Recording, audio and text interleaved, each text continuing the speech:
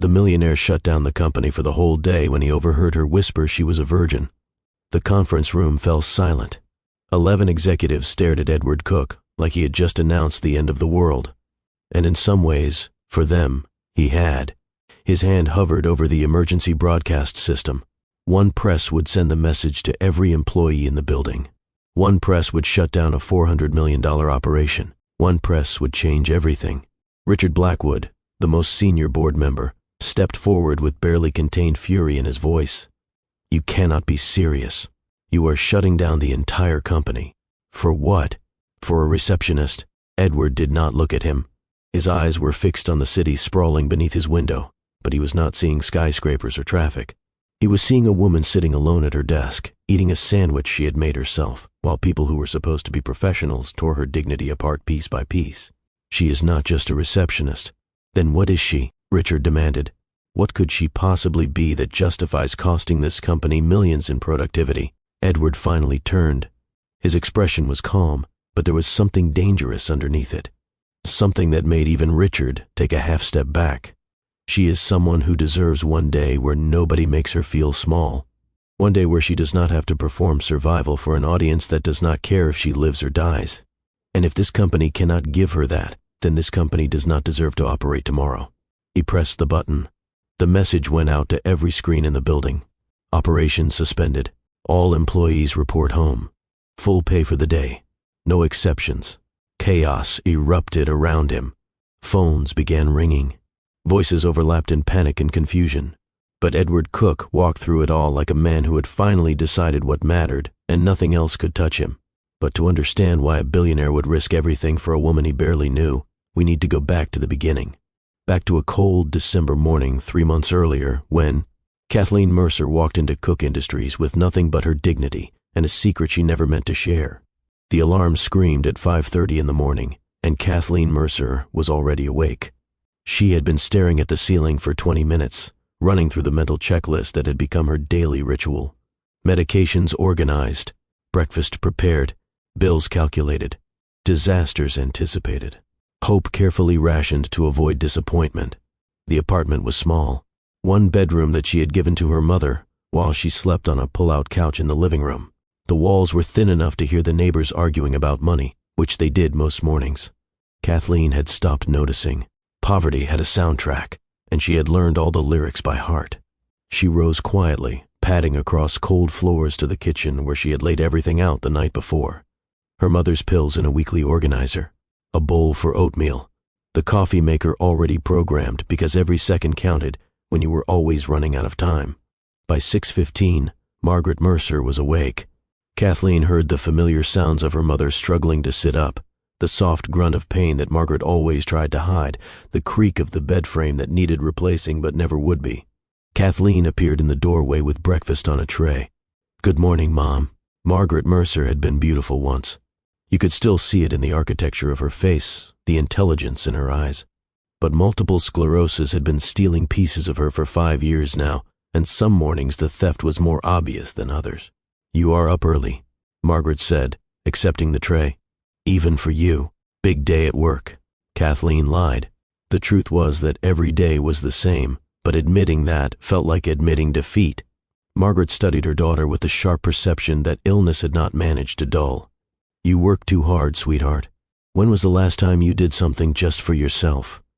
Kathleen smiled, the expression practiced and automatic. "I do things for myself.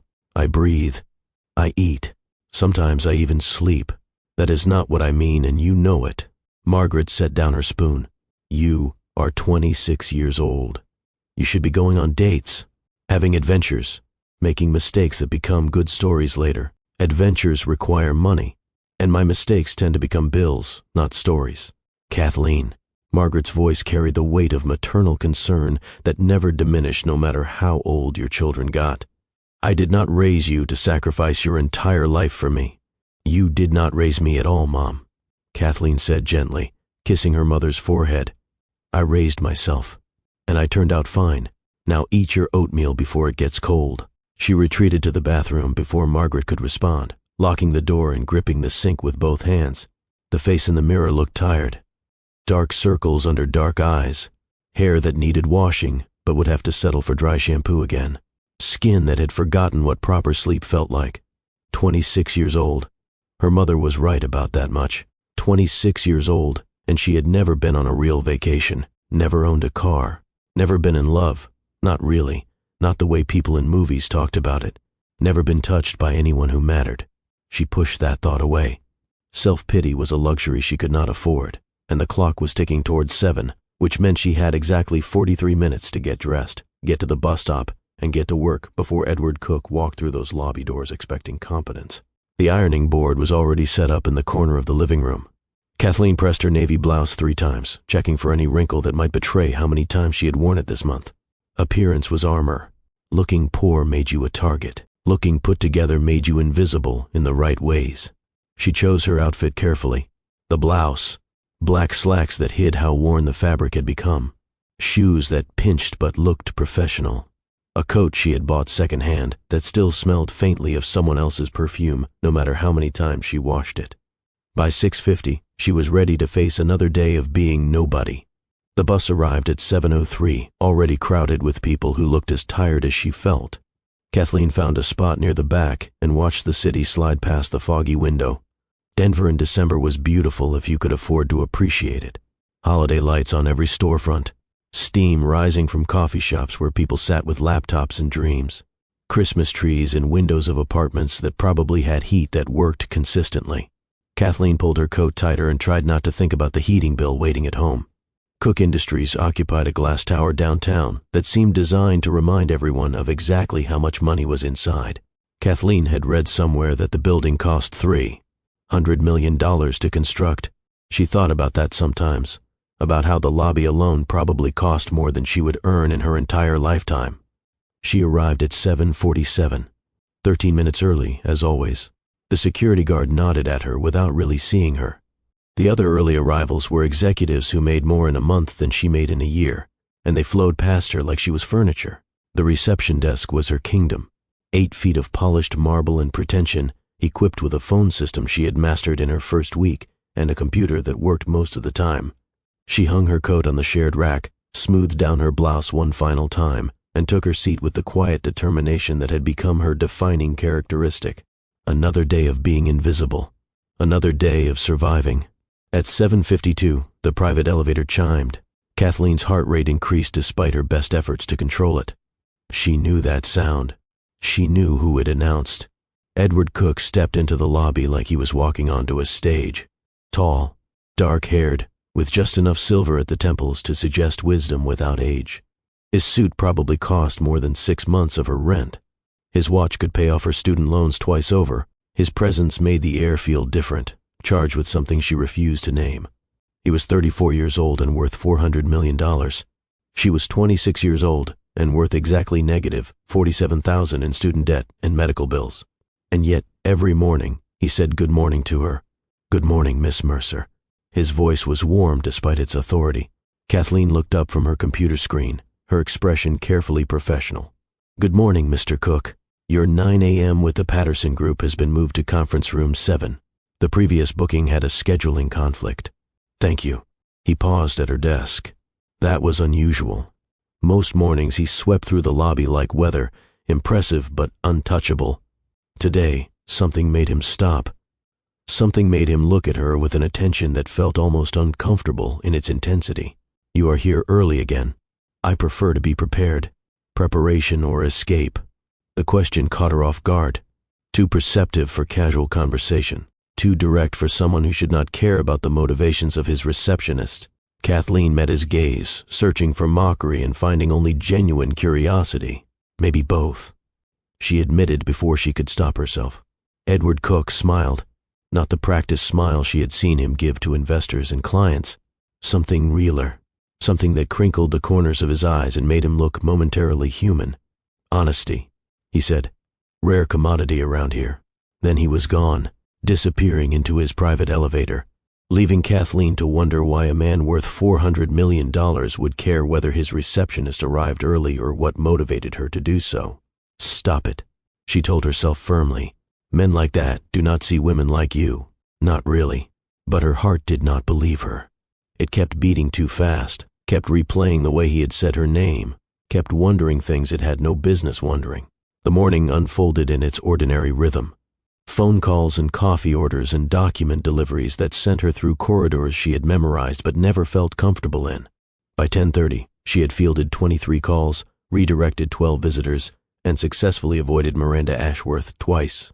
Miranda Ashworth was Edward Cook's executive assistant, beautiful in the polished way that required money to maintain, blonde hair that fell in perfect waves, designer clothes that probably cost more than Kathleen's monthly salary, and a smile that could cut glass when directed at anyone she considered beneath her, which was most people, but especially Kathleen. Their animosity had started on Kathleen's first day, when she had accidentally delivered a package meant for the executive floor to the wrong office. An honest mistake that anyone could have made, but Miranda had treated it like a personal insult, and their relationship had deteriorated from there. Now, 3 months in, Kathleen knew to avoid her whenever possible. Stay out of sight. Stay out of mind. Survive. At 11:15, a familiar face appeared at her desk. Grace Chen from the mailroom, the only person in the building who had ever treated Kathleen like a human being worth knowing. Grace was 32, divorced, raising a son alone, and still managed to smile more than anyone Kathleen had ever met. She was also the only person who had ever invited Kathleen to eat lunch somewhere other than her desk.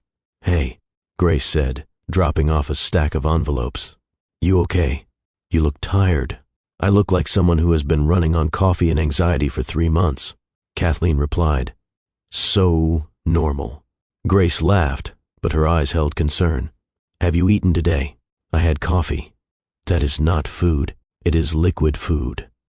Grace shook her head. "Lunch, 12:30. Break room." "I am not taking no for an answer." Kathleen hesitated.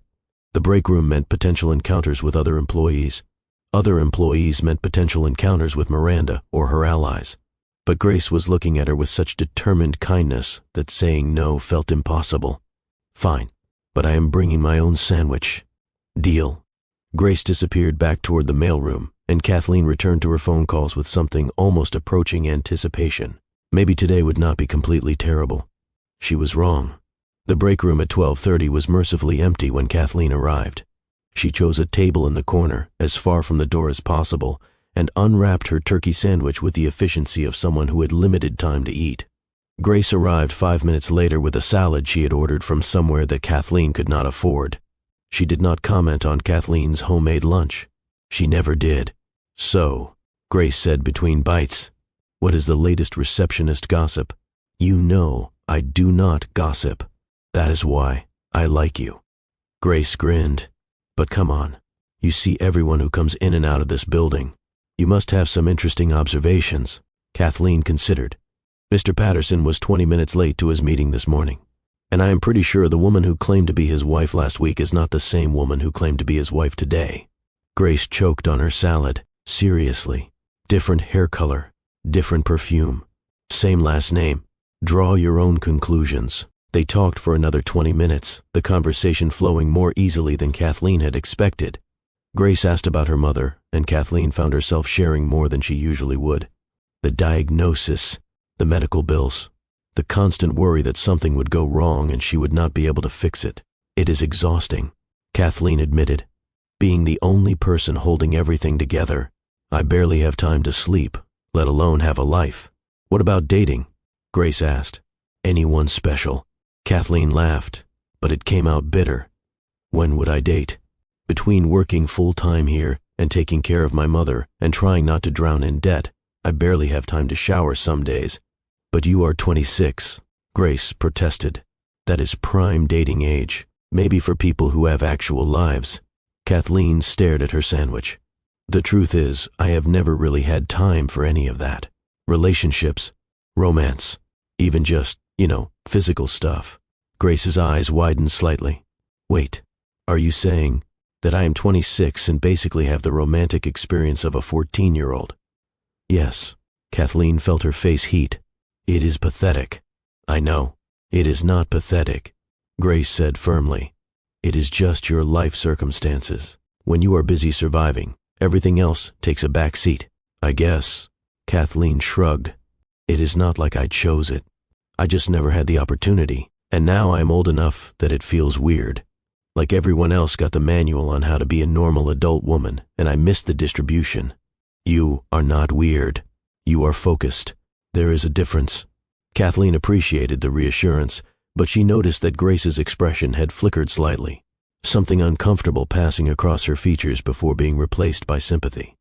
At the time, Kathleen thought nothing of it. She had no way of knowing that Grace had sent a text under the table 5 minutes earlier. She had no way of knowing that the text went to Sarah Fletcher, a junior assistant who was secretly Miranda Ashworth's informant, and she had no way of knowing that within 24 hours her private confession would become public entertainment. The rest of the afternoon passed without incident. Kathleen answered phones, directed visitors, and counted down the hours until she could go home and not pretend to be okay for a few hours. At 4:15, Miranda Ashworth descended from the executive floor. Kathleen sensed her approach before she saw her. There was something about Miranda that changed the energy of a room, a predatory quality that made everyone tense even when she was smiling. Today, she was definitely not smiling. Kathleen. Miranda stopped at the reception desk. Her voice was sweet in the way that poison could taste sweet if you did not know what you were swallowing. We need to discuss your performance review. My performance review is not due for another month. I am moving it up. Consider it a surprise evaluation. 10 o'clock tomorrow morning. My office. Kathleen kept her expression neutral. Is there a problem with my work? We will discuss that tomorrow. Miranda's smile returned, sharp-edged and malicious. I just want to make sure you are fully prepared. After all, not everyone is cut out for work at this level. Some people are better suited to, well, less demanding environments. She walked away before Kathleen could respond, her heels clicking against the marble floor like a countdown to something terrible. Grace appeared moments later, having witnessed the exchange from across the lobby. What was that about? I do not know, Kathleen admitted, but I do not think it is anything good. That night, Kathleen lay on her pull-out couch and stared at the ceiling. The fear was familiar, a constant companion she had learned to live with. Losing this job would be catastrophic. Rent was due in 2 weeks. Her mother's medications cost $300 a month even with insurance. The heating bill was already overdue. She could not afford to be fired. She could not afford to give Miranda any ammunition. But as she finally drifted toward restless sleep, Kathleen had the distinct feeling that the ammunition had already been gathered, and she was simply waiting for the shot. Morning came too quickly. Kathleen arrived at work at 7:30, 17 minutes earlier than usual. She wanted time to prepare, though she was not sure what she was preparing for. Her desk was exactly as she had left it. Her computer showed no unusual emails. Everything seemed normal, but nothing felt normal. At 9:45, her phone rang with an internal extension. Miranda's office. Miss Mercer, send up a coffee order. 2 lattes, 1 black, and be quick about it. Kathleen placed the order and waited, watching the clock tick toward 10. At 9:53, she delivered the coffees to the executive floor, navigating the maze of expensive furniture and intimidating art with practiced efficiency. Miranda's office door was closed. Kathleen knocked and received a command to enter. The office was large, designed to intimidate. Miranda sat behind a desk that probably cost more than Kathleen's car would have if she had one, flanked by Sarah Fletcher on one side and Victor Hayes on the other. Victor Hayes, senior account manager, 43 years old, known for lingering handshakes and comments that always seemed to toe the line of appropriate without technically crossing it. Kathleen had been avoiding him for months. Set the coffees down and sit, Miranda ordered. Kathleen obeyed, her heart beating faster than she wanted to admit. Do you know why you are here? Miranda asked. You mentioned a performance review. Did I? Miranda exchanged a glance with Victor that made Kathleen's stomach clench. That is not quite accurate. This is more of a, character evaluation. I do not understand. Let me clarify. Miranda leaned forward. It has come to my attention that you have been, shall we say, misrepresenting yourself to your colleagues. Misrepresenting myself. Sarah. Miranda nodded to the junior assistant. Sarah Fletcher pulled out her phone. She did not make eye contact with Kathleen as she read from the screen. Quote, I have never really had time for any of that. Relationships, romance, even just, physical stuff. End quote. The blood drained from Kathleen's face. The conversation from the break room. The private confession she had made to Grace in what she thought was a safe moment. That was a private conversation. Nothing in this building is private. Miranda smiled. Especially not when someone is potentially manipulating our CEO. What? Victor leaned forward.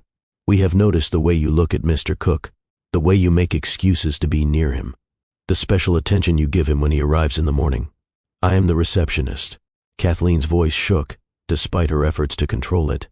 It is literally my job to greet him. Is it also your job to dress up for him? Miranda asked. To wear makeup. To arrive early specifically so you can have those little conversations. That is not what Sarah, Miranda interrupted. What else did she say about her? What was the phrase, romantic experience? Sarah read again, still not meeting Kathleen's eyes. Quote, I am 26 and basically have the romantic experience of a 14-year-old.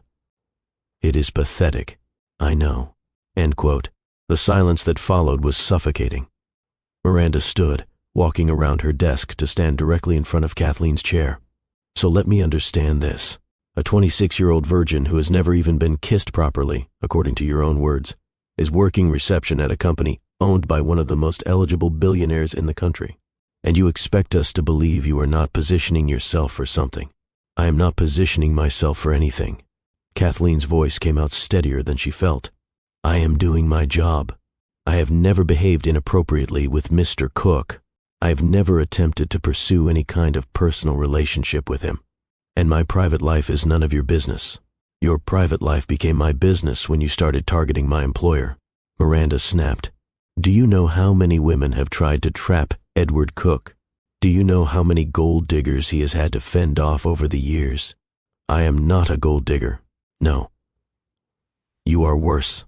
Miranda's voice dropped to something almost conversational, which made it more menacing. You are playing the innocent virgin card. Poor little Kathleen, all alone in the world, taking care of her sick mother, never had time for love. It is a very compelling story. I can see why a man with Edward's savior complex might fall for it. Victor chuckled.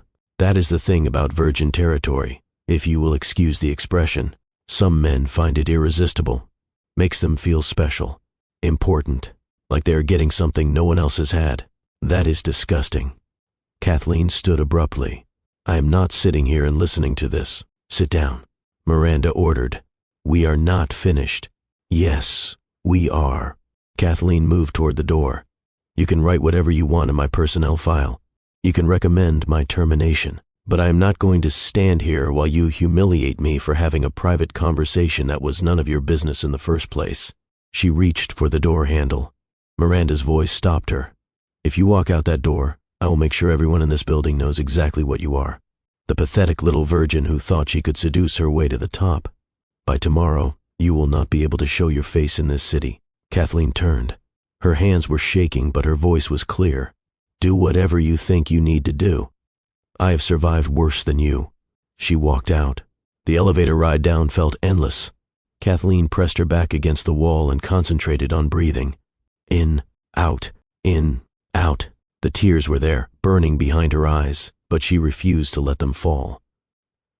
Not here. Not where anyone could see. The doors opened on the 43rd floor. She stepped out into the executive hallway, disoriented. She had pressed the wrong button.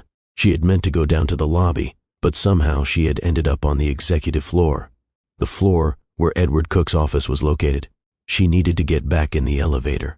She needed to disappear before anyone saw her looking this disheveled on a floor where she had no business being. But before she could move, she heard voices coming from around the corner. Miranda's voice, recognizable even at a distance. And then, Edward Cook's voice. Calm, but with an undercurrent of something Kathleen could not identify. She should leave. She knew she should leave. But instead, she pressed herself against the wall and listened. What? Edward's voice. I am just giving you a heads up. Miranda, sounding reasonable, sympathetic even. The receptionist has been, well, there is no delicate way to put this. She has been sharing inappropriate personal information with staff members. Apparently she is 26 and has never been with a man, never even been kissed. And she has been targeting you specifically, targeting me, arriving early to intercept you, dressing up, making excuses to deliver things personally. You know how these women operate, Edward. They find the vulnerable angle, and they exploit it. The innocent virgin routine is one of the oldest tricks in the book. A long pause. Then Edward spoke, his voice different now. Lower. More dangerous. And you know this how. Sarah Fletcher overheard her in the break room. Miranda's confidence faltered slightly. She was bragging about her lack of experience, using it to get sympathy. Bragging, Edward repeated, about being inexperienced. In the break room, where she thought she was having a private conversation. Well, yes, but, and you think the appropriate response is to bring this to me, to share private details about an employee's personal life, to accuse her of gold digging based on what exactly? Edward, get out of my office. I am just trying to protect you. I said, get out. The sound of heels clicking rapidly against marble. Miranda fleeing. Kathleen did not move. She stood frozen against the wall, her heart pounding so hard she was certain Edward must be able to hear it. Then his voice came again, quieter now. You can stop hiding. I know you are there. Kathleen closed her eyes, considered running, but running would only make things worse, so she stepped around the corner and faced him. Edward Cook stood in the doorway of his office. His expression was unreadable, but his eyes held something that might have been pain. How much of that did you hear? He asked. Enough, Kathleen whispered. I am sorry. I pressed the wrong elevator button. I was not trying to eavesdrop. I am glad you did. Edward stepped back, holding his office door open. Come in, please. It was not a command. It was a request, and somehow that made it harder to refuse. Kathleen walked into Edward Cook's office on legs that felt like they belonged to someone else. She had never been inside this room before. She had imagined it, of course, the way you imagine what is behind any closed door you are not allowed to open. The reality was less intimidating than she had expected. Yes, the furniture was expensive. Yes, the view was spectacular. But there were also personal touches. A framed photograph on his desk of a woman who looked like him.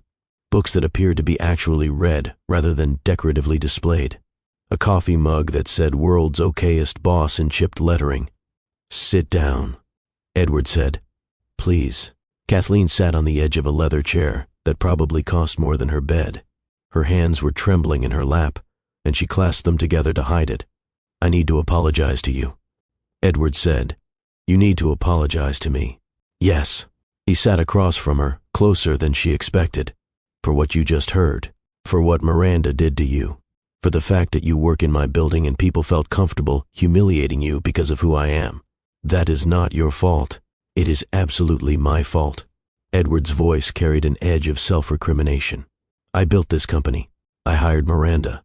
I created a culture where people like her feel empowered to bully people like you. That is on me. Kathleen did not know what to say. She had expected to be fired. She had expected to be interrogated. She had not expected the CEO of a $400 million company to sit across from her and take responsibility for someone else's cruelty. What she said in there. Kathleen started, then stopped. She could not make herself finish the sentence. Is none of my business. Edward finished for her. Whatever you have or have not experienced in your personal life has nothing to do with your job performance, and it certainly is not ammunition to be used against you. She made it sound like I was trying to. I know what she made it sound like, and I know it is not true. How do you know that? Edward was quiet for a moment. When he spoke, his voice was softer. Because I have been watching you for 3 months, not in a creepy way, he added quickly. Just noticing. The way good managers are supposed to notice their employees. And what I have seen is someone who works harder than anyone else in this building. Someone who arrives early because she is afraid of losing her job, not because she is angling for something. Someone who eats lunch alone because the other employees have made her feel unwelcome. Someone who wears the same 3 blouses in rotation because she is sending money home to someone who needs it more than she needs new clothes. Kathleen's throat constricted. No one had ever seen her before. Not like this. Not so clearly. How do you know about the money? She managed. I do not spy on my employees, but I do review personnel files for people who are exceptional performers, and your insurance paperwork mentioned your mother's condition. He paused. Multiple sclerosis. I am sorry. That must be incredibly difficult. She is the difficult one, Kathleen said, surprising herself with honesty. She keeps telling me to live my life instead of spending it taking care of her. She does not seem to understand that taking care of her is my life. What about before? Edward asked. Before she got sick. What did you want to do? The question opened a door Kathleen usually kept locked. I wanted to teach, she said. English literature. I love the way stories can change how people see the world. I was accepted to a graduate program, actually. Had the acceptance letter framed and everything. What happened? She got diagnosed my junior year of undergrad. My father had already left. There was no one else. I finished my bachelor's degree taking online classes while working 2 jobs, and by the time I graduated, teaching did not seem practical anymore. Teachers do not make enough to pay for full-time care and medical bills. I needed something that would actually pay. So you ended up at a reception desk. It was supposed to be temporary. Kathleen smiled ruefully. A year, maybe 2, while I figured out a better path. But temporary things have a way of becoming permanent when you are not paying attention. Edward leaned forward in his chair. His eyes held an intensity that made her nervous in a way that was not entirely unpleasant. What if they did not have to be permanent? What if you could actually pursue what you wanted without worrying about money? If you are offering me a raise to make up for what Miranda did, I am not offering you a raise, Edward interrupted. I am offering you a future. He stood and walked to his window, looking out at the city below. I have been thinking about this for a while, actually. Before today, before any of this happened, there is a position opening at the Cook Foundation, Director of Educational Initiatives. The job involves developing programs for underprivileged students, connecting them with resources they would not otherwise have access to, giving them the opportunities that circumstances might have denied them. He turned back to face her. I have been looking for the right person to run it. Someone who understands what it is like to fight for opportunities that other people take for granted. Someone who could connect with students the way teachers are supposed to, but often do not. You are offering me a job. I am offering you a different life. The job is just the mechanism. He paused. Higher salary, full benefits, flexible hours so you can care for your mother. But more importantly, work that actually means something. Work that uses who you are instead of ignoring it. Kathleen felt tears threatening and blinked them back furiously. This was too much. It was all too much. Why? She asked. Why would you do this for me? You do not even know me. I know enough. Edward crossed back to where she sat and crouched down so they were at eye level. I know you are brilliant and kind and stronger than anyone I have ever met. I know you have been invisible to people who should have seen you, including me, for too long. And I know that whatever this is between us, whatever it might become, I want it to be real. Built on equality, not hierarchy. Built on choice, not obligation. Whatever this is between us. Edward held her gaze. Something flickered in his expression. Vulnerability, maybe. Hope. Fear. I am shutting down the company tomorrow. Kathleen stared at him. She could not have heard that correctly. You are doing what? Full closure. Paid day off for everyone. The official reason is building maintenance, but the real reason is that I want to spend the day with you. Away from here. Away from the hierarchy. Away from everything that makes this unequal. You are shutting down a $400 million company so you can spend the day with me.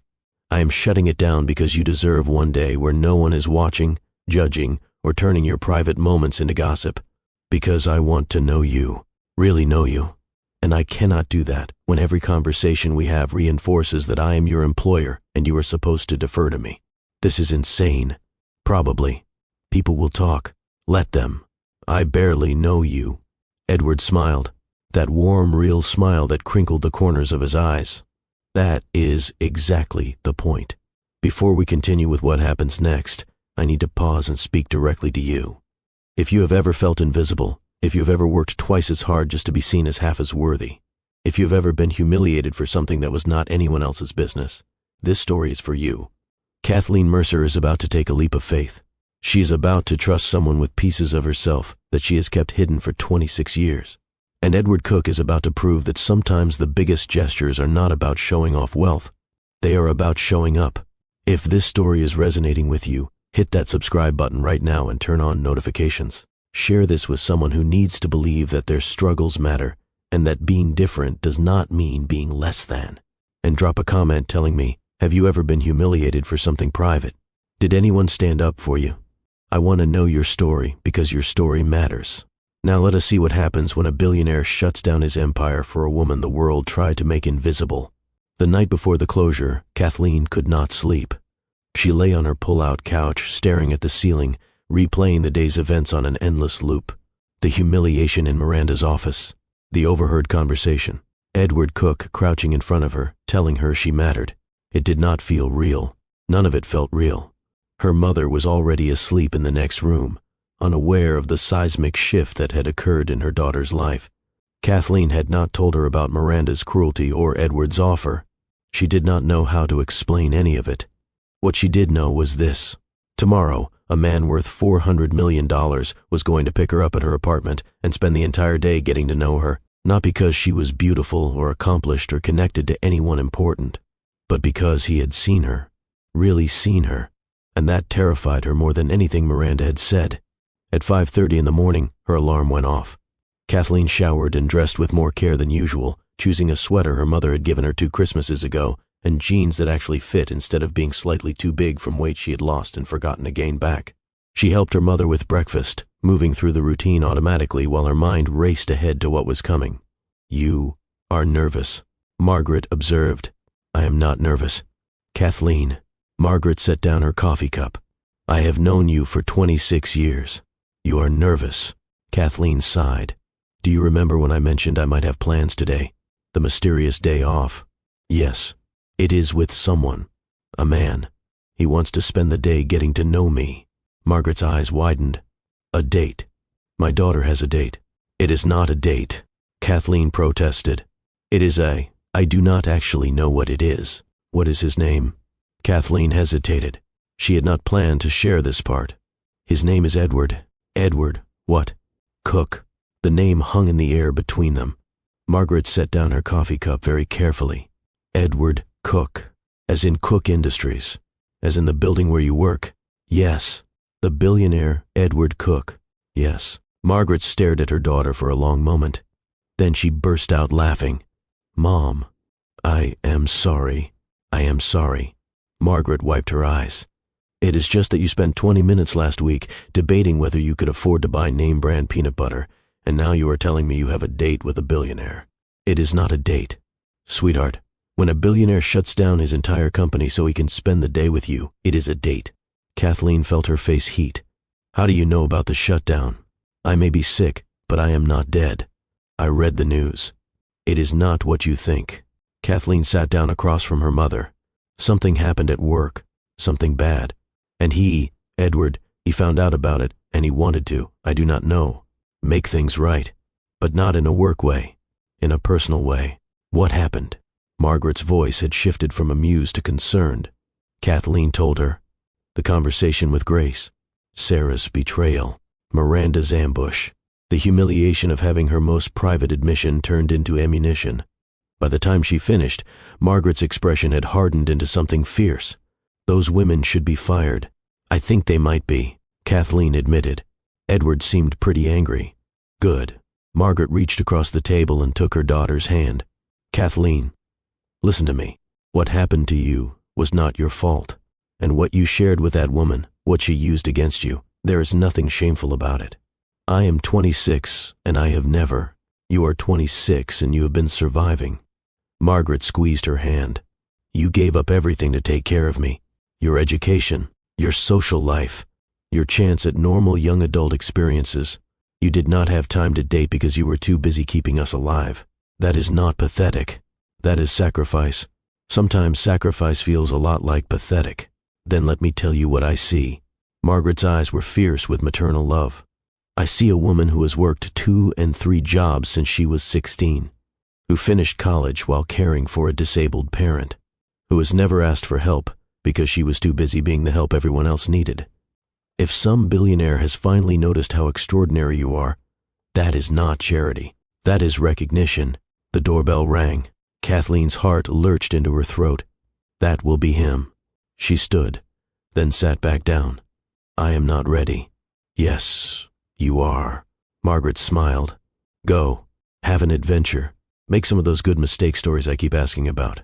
"Mom, go." Kathleen went. She opened the door to find Edward Cook standing on her doorstep in clothes she had never seen him wear. No suit, no designer watch, Just jeans and a sweater and a nervous expression that made him look younger and more human than she had ever seen him look. "Hi," he said. "Hi," she replied. They stood there for an awkward moment, neither sure what came next. Edward cleared his throat.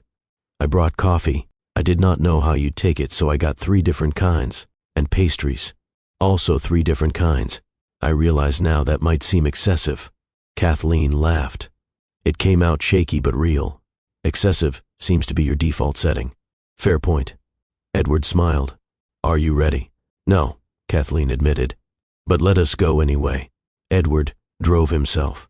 No chauffeur, no driver, just him behind the wheel of a car that probably cost more than her apartment but handled the highway like something almost normal.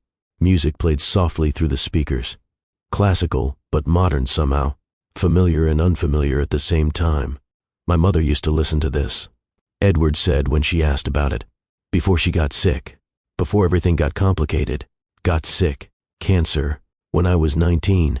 It is why I worked so hard to build the company. Why I'm so obsessed with success that I sometimes forget to actually live." He glanced at her. "Sound familiar?" Kathleen nodded slowly. "We build fortresses to protect ourselves and then realize we have trapped ourselves inside." Exactly. The city fell away behind them. Suburbs gave way to countryside, and the landscape transformed into something Kathleen had only seen in photographs.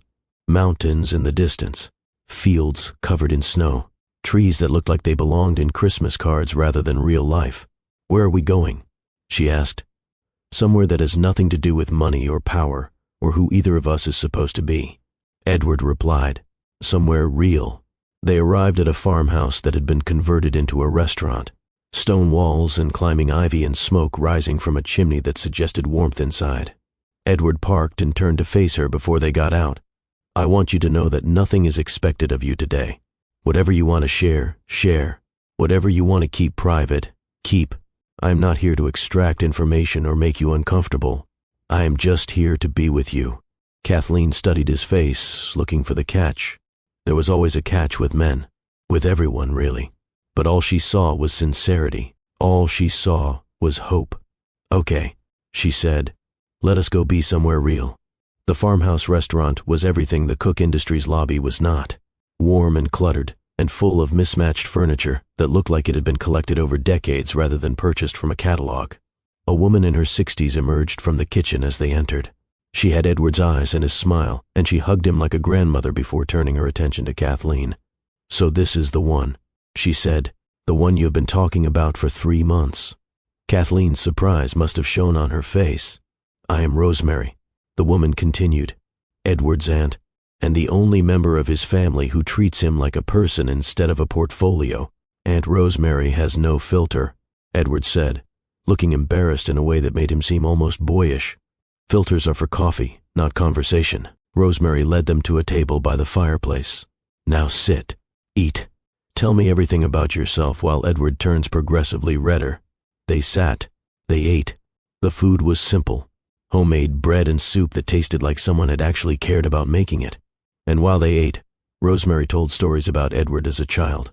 How he had once tried to build a treehouse and nearly broken his arm falling out of it. How he had cried for a week when their family dog died. How his mother had been the only person who could calm him down when his ambition outpaced his abilities. "Your mother sounds wonderful," Kathleen said. She was. Edward's voice was soft. "She was a teacher, actually. Before she married my father. She loved literature, loved the way stories could change how people saw the world." Kathleen felt something shift in her chest. A recognition, a connection that went deeper than surface attraction or circumstantial interest. What happened to her? Edward was quiet for a moment. When he spoke, his voice was careful. "She got sick when I was 19. Fought it for 3 years. Lost. I am sorry. Do not be sorry. Be glad that you still have your mother. That you still have time."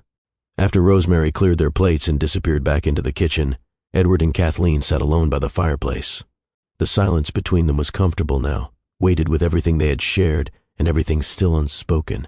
"Your turn," Edward said. "I told you about my mother. Tell me about your father."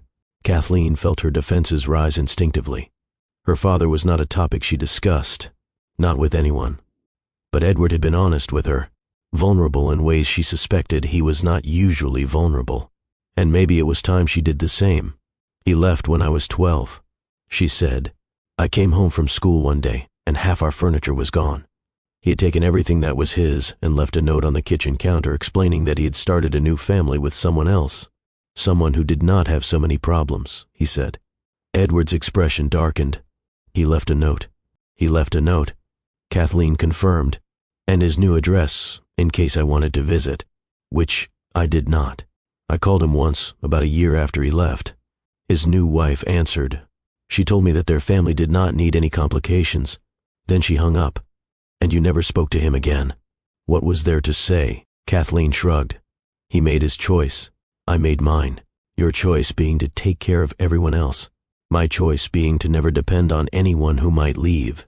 The admission hung between them, heavier than she had intended it to be. That is why you never let anyone close, Edward said. Not an accusation, an observation. That is part of it. Kathleen agreed. The other part is that I genuinely did not have time. Between work and school and my mother, romance felt like a luxury I could not afford. And then years passed, and I realized I had missed all the normal milestones everyone else hit in their early 20s. First relationship. First, you know, everything first. She felt her face heat and looked away. Edward was quiet for a moment. When he spoke, his voice was gentle. There is nothing wrong with moving at your own pace. That is easy to say when you have actually moved. Kathleen kept her eyes on the fire. You do not know what it is like to be 26 and have no idea what you are doing. To watch every romantic comedy and feel like everyone else got a manual you never received. To have people, like Miranda, weaponize your inexperience because it is easier to mock someone than to understand them. I know what it is like to feel like everyone else got something you missed, Edward said. I grew up rich. My father was distant. My mother was loving but sick. I had every material advantage and no idea how to actually connect with people. I dated women who wanted my money. I got engaged to someone who saw me as an acquisition. By the time I realized what was happening, I had spent 15 years building an empire and had no one to share it with. Your fiancé. Kathleen remembered his earlier mention. What happened? She wanted the money. I wanted to be seen. Neither of us got what we wanted. When I finally realized she was more interested in my portfolio than my personality, I ended things. She did not take it well, accused me of leading her on. Maybe she was right. Do you still talk to her? No. Some bridges are better burned. Kathleen nodded. They sat in silence for a while, watching the fire and thinking their separate thoughts. Then Edward spoke again. I need you to understand something. He turned to face her fully. Whatever happens between us, whatever you decide you want or do not want, I am not going anywhere. I am not your father. I am not going to wake up one day and decide you are too complicated. If I have learned anything from the last 3 months of watching you survive what would break most people, it is that complicated is worth it. You cannot promise that. No. But I can promise to try. Every day. For as long as you let me. Kathleen met his eyes. For the first time in years, maybe for the first time ever, she let herself consider what it might feel like to trust someone. It was terrifying. But maybe terrifying things were worth doing. One step at a time. She said, we take this one step at a time. Edward smiled. That warm, real smile that made her heart do things she did not entirely understand. One step at a time. The rest of the day passed in a blur of conversation and laughter and moments that felt too significant to be accidental. They walked through the snow outside the farmhouse, their footprints creating temporary paths in the white. They talked about books and movies and the small things that made up a life. They did not touch, but somehow the not touching felt intentional, like they were both aware of the possibility and both choosing to wait. By late afternoon, the sky had turned pink and orange and Rosemary was making noises about closing up. Edward drove Kathleen home as the sun set behind the mountains. The car was warm and the music was soft, and Kathleen realized she could not remember the last time she had felt this peaceful. Her apartment building appeared too quickly. Edward parked and turned to face her. The streetlights cast shadows across his face, making him look younger and more uncertain than he had seemed all day. Thank you, he said, for giving me this chance. Thank you for shutting down your company so I could have a day off. He laughed. Worth it. A pause. A moment where anything could happen. Can I see you again? Edward asked. Tomorrow, or whenever you are free. I do not want to pressure you. Kathleen considered.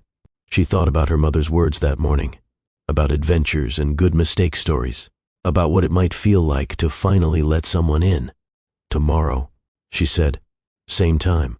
Edward's smile was incandescent. Tomorrow. Kathleen got out of the car and walked to her building. She did not look back, but she felt his eyes on her until she disappeared through the door. Inside her apartment, Margaret was waiting with a knowing smile.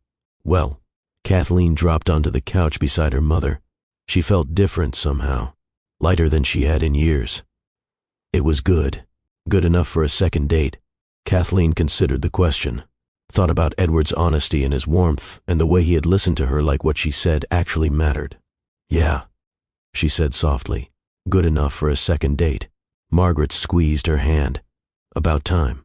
That night, for the first time in months, Kathleen slept without dreaming about bills and deadlines and all the ways things could go wrong. She dreamed instead about possibilities. And when she woke the next morning, she realized something had changed. For 26 years, she had been surviving.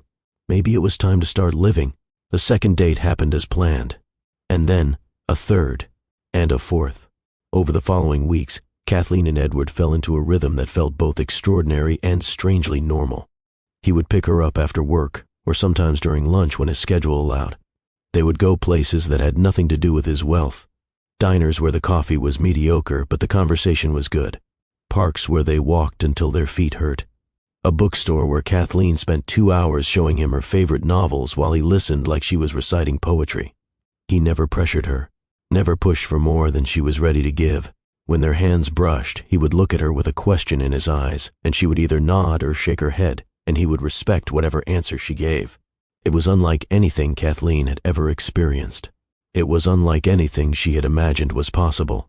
But while her personal life was transforming, her professional life was about to explode. Monday morning arrived cold and gray, the kind of December weather that made everyone irritable before the day had even begun.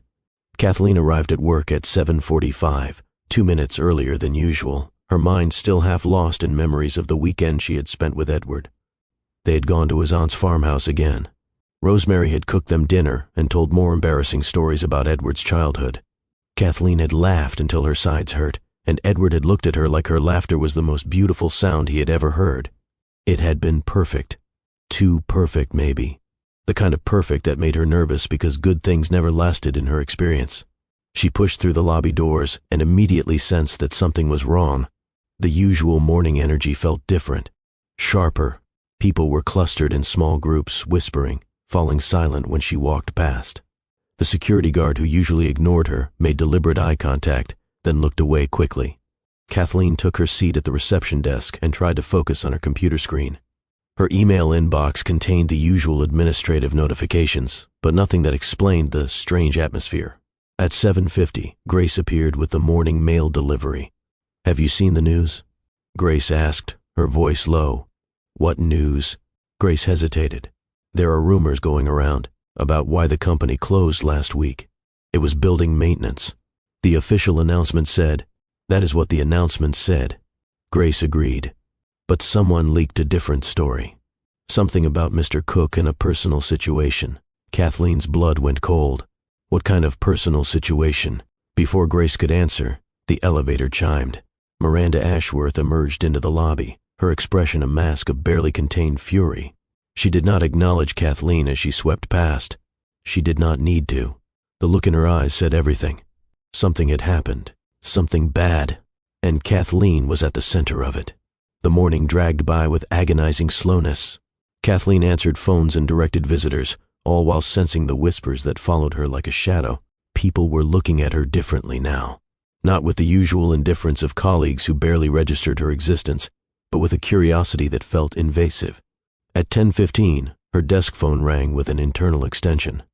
Helen Davenport, the HR director. "Miss Mercer, please report to my office immediately." Kathleen's stomach dropped. "Is there a problem? We will discuss it when you arrive." The line went dead. Helen Davenport's office was on the 32nd floor, a level Kathleen rarely visited. She took the elevator up, her mind racing through possibilities. Had Miranda complained about her? Had someone reported their conversation in the executive hallway? Had Edward's decision to close the company somehow been traced back to her? The HR director's door was open when she arrived. Helen Davenport sat behind her desk, a woman in her 50s with gray-streaked hair and glasses that made her look perpetually skeptical. "Sit down, Miss Mercer." Kathleen sat. Helen studied her for a long moment before speaking. "I assume you have heard the rumors circulating this morning." "I have heard that there are rumors," Kathleen replied carefully. "I have not heard what they actually are." "Then let me enlighten you." Helen's voice was measured, professional. "Someone leaked information to a local business blog. The article claims that Edward Cook shut down operations last week, not for building maintenance, but because he discovered his executive assistant was harassing a junior employee. The article further claims that Mr. Cook has been romantically involved with this junior employee." Kathleen felt her face heat. "The harassing part is true. Miranda Ashworth and Victor Hayes called me into a meeting where they humiliated me for personal information that was shared without my consent. I am aware of that allegation." Helen nodded. "Mr. Cook has already briefed me on the situation. Both Miss Ashworth and Mr. Hayes are currently suspended pending a full investigation." "They are suspended?" "As of this morning, yes. The information took a moment to process. Miranda suspended. Victor suspended. Justice, apparently, was actually happening." But Helen was not finished. However, the HR director continued. "The article also raises questions about the nature of your relationship with Mr. Cook, specifically whether your involvement with him preceded or followed the harassment incident, whether his decision to close the company was appropriate use of corporate resources, whether there is any conflict of interest that needs to be addressed. I have not done anything wrong. I am not suggesting you have." Helen's expression softened slightly. "But I need to ask you directly, Miss Mercer. Are you currently in a romantic relationship with Edward Cook?" Kathleen hesitated. The truth was complicated. They had been on dates. They had talked about the possibility of more, but they had not defined anything. They had not even kissed. "We have spent time together outside of work," Kathleen said finally. "But we have not. The relationship is not." She trailed off, unsure how to explain something she did not fully understand herself. Helen nodded like this was the answer she had expected. "Mr. Cook has already informed me that he intends to offer you a position at the Cook Foundation, a position that would remove you from the company's direct reporting structure. He has also made clear that your involvement with him, whatever form it takes, will not affect your employment status one way or the other. He was very insistent on that point. He told you all of that." "He told me quite a lot, actually." Helen removed her glasses and rubbed her eyes. "Miss Mercer, I have worked for Edward Cook for 12 years. I have seen him date models and socialites and a woman who turned out to be more interested in his stock options than his personality. I have never seen him shut down the entire company for anyone. I did not ask him to do that. I know. That is what makes it significant." Helen replaced her glasses. "I am not here to interrogate you or make you feel uncomfortable. I am here because there will be a board meeting this afternoon, and I wanted you to be prepared for what might happen." "What might happen?" "The board is not happy about the closure. Specifically, Richard Blackwood is not happy. He has been looking for reasons to challenge Mr. Cook's leadership for years, and this situation has given him ammunition. What does that mean for me? It means that you may be called to answer questions about your relationship with Mr. Cook, about what happened with Miss Ashworth, about your intentions going forward. I wanted to make sure you understood the stakes before any of that occurs." Kathleen absorbed this information. Her quiet life of survival and invisibility had suddenly become very loud and very visible, and she was not sure she was equipped to handle it. "What should I do?" "That is not for me to say." Helen stood, signaling that the meeting was ending. "But if I were you, I would think carefully about what you want. Not what Mr. Cook wants, not what the board wants. What you want. Because whatever happens next, you are the one who will have to live with the consequences." Kathleen returned to her desk, feeling like she had been through a war. The whispers continued all morning. People she had never spoken to found reasons to walk past reception. Eyes followed her movements like she was something to be studied rather than someone to be known. At noon, Grace appeared with 2 sandwiches and a determined expression. "Break room. Now." "Grace, I do not care what you think. You are eating lunch, and you are going to tell me what is happening, because I have been hearing things all morning and none of them make sense." They sat in the break room, which cleared out suspiciously fast when they entered. Kathleen was not sure if people were giving them privacy or avoiding contamination by association. She told Grace everything. The first conversation with Edward, the day the company closed, the dates that had followed, the investigation into Miranda, the board meeting that was apparently happening that afternoon. Grace listened without interrupting, her sandwich forgotten in her hands. When Kathleen finished, Grace let out a long breath. Okay, so let me make sure I understand this correctly. The billionaire CEO of this company heard Miranda humiliating you, shut down the entire operation so he could spend a day with you, has been taking you on dates for weeks, and now the board is potentially going to challenge his leadership because of it. That is an accurate summary. Yes, and you still have not kissed him. That is what you are focusing on. I am focusing on the fact that this man has risked his entire career for you, and you two have not even gotten past the hand-holding stage. Grace shook her head. Kathleen, what are you waiting for? I am waiting to make sure this is real. Kathleen replied, I have never done this before. Any of it. I do not know how to tell the difference between someone who actually cares about me and someone who is just caught up in a moment. Have you considered that maybe you do not have to know the difference right away? Grace asked.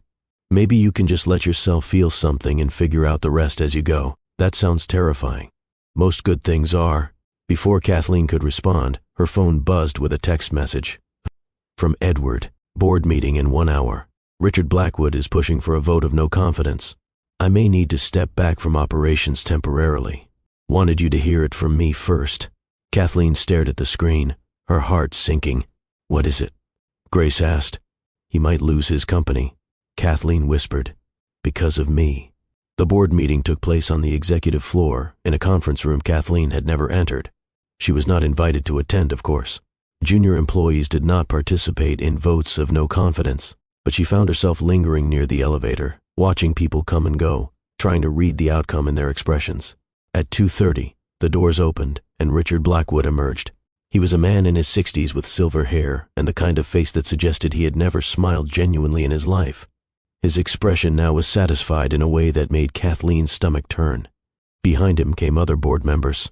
Some looked uncomfortable. Others looked relieved. None of them looked at Kathleen as they passed. Then Edward appeared. His face was carefully neutral, but Kathleen had learned to read him over the past weeks. She could see the tension in his jaw, the strain around his eyes. Whatever had happened in that room had cost him something. Their eyes met across the lobby. Edward walked toward her, ignoring the curious stares of everyone around them. Can we talk? He asked quietly. Somewhere private. They ended up in an empty conference room on the 35th floor. Edward closed the door and leaned against it like he needed the support. What happened? Kathleen asked. Blackwood pushed for a vote. He has been waiting for this moment for years. Any excuse to challenge my leadership and take control himself. And the vote failed. For now. Edward's jaw tightened. But I agreed to certain conditions to make that happen. I am stepping back from day-to-day operations for the next month. The board will review my decisions. The relationship between us will be monitored for any sign of impropriety. Monitored. They want to make sure I am not making decisions based on personal feelings instead of business sense. Edward laughed, but there was no humor in it. Apparently shutting down the company for 1 day was enough to make them question my judgment. I am sorry. Kathleen said, This is my fault. No. Edward crossed the room and stood in front of her. This is not your fault. This is the result of years of tension between me and Blackwood. It would have happened eventually, over something. The fact that it happened because I stood up for you is not something I regret, but your company is still my company. I still own the majority shares. Blackwood can make noise, but he cannot actually remove me, not without cause. And despite what he wants everyone to believe, caring about an employee is not cause. Kathleen looked at him, really looked. At the exhaustion in his eyes, at the determination underneath it, at the way he was choosing to be here with her when his entire professional life was under scrutiny. Why? She asked. Why are you doing all of this? We have known each other for weeks. We have barely. Why am I worth this? Edward was quiet for a moment. When he spoke, his voice was soft. Do you remember what I told you that first day in my office? About watching you for 3 months? About noticing things. Yes, I did not tell you everything.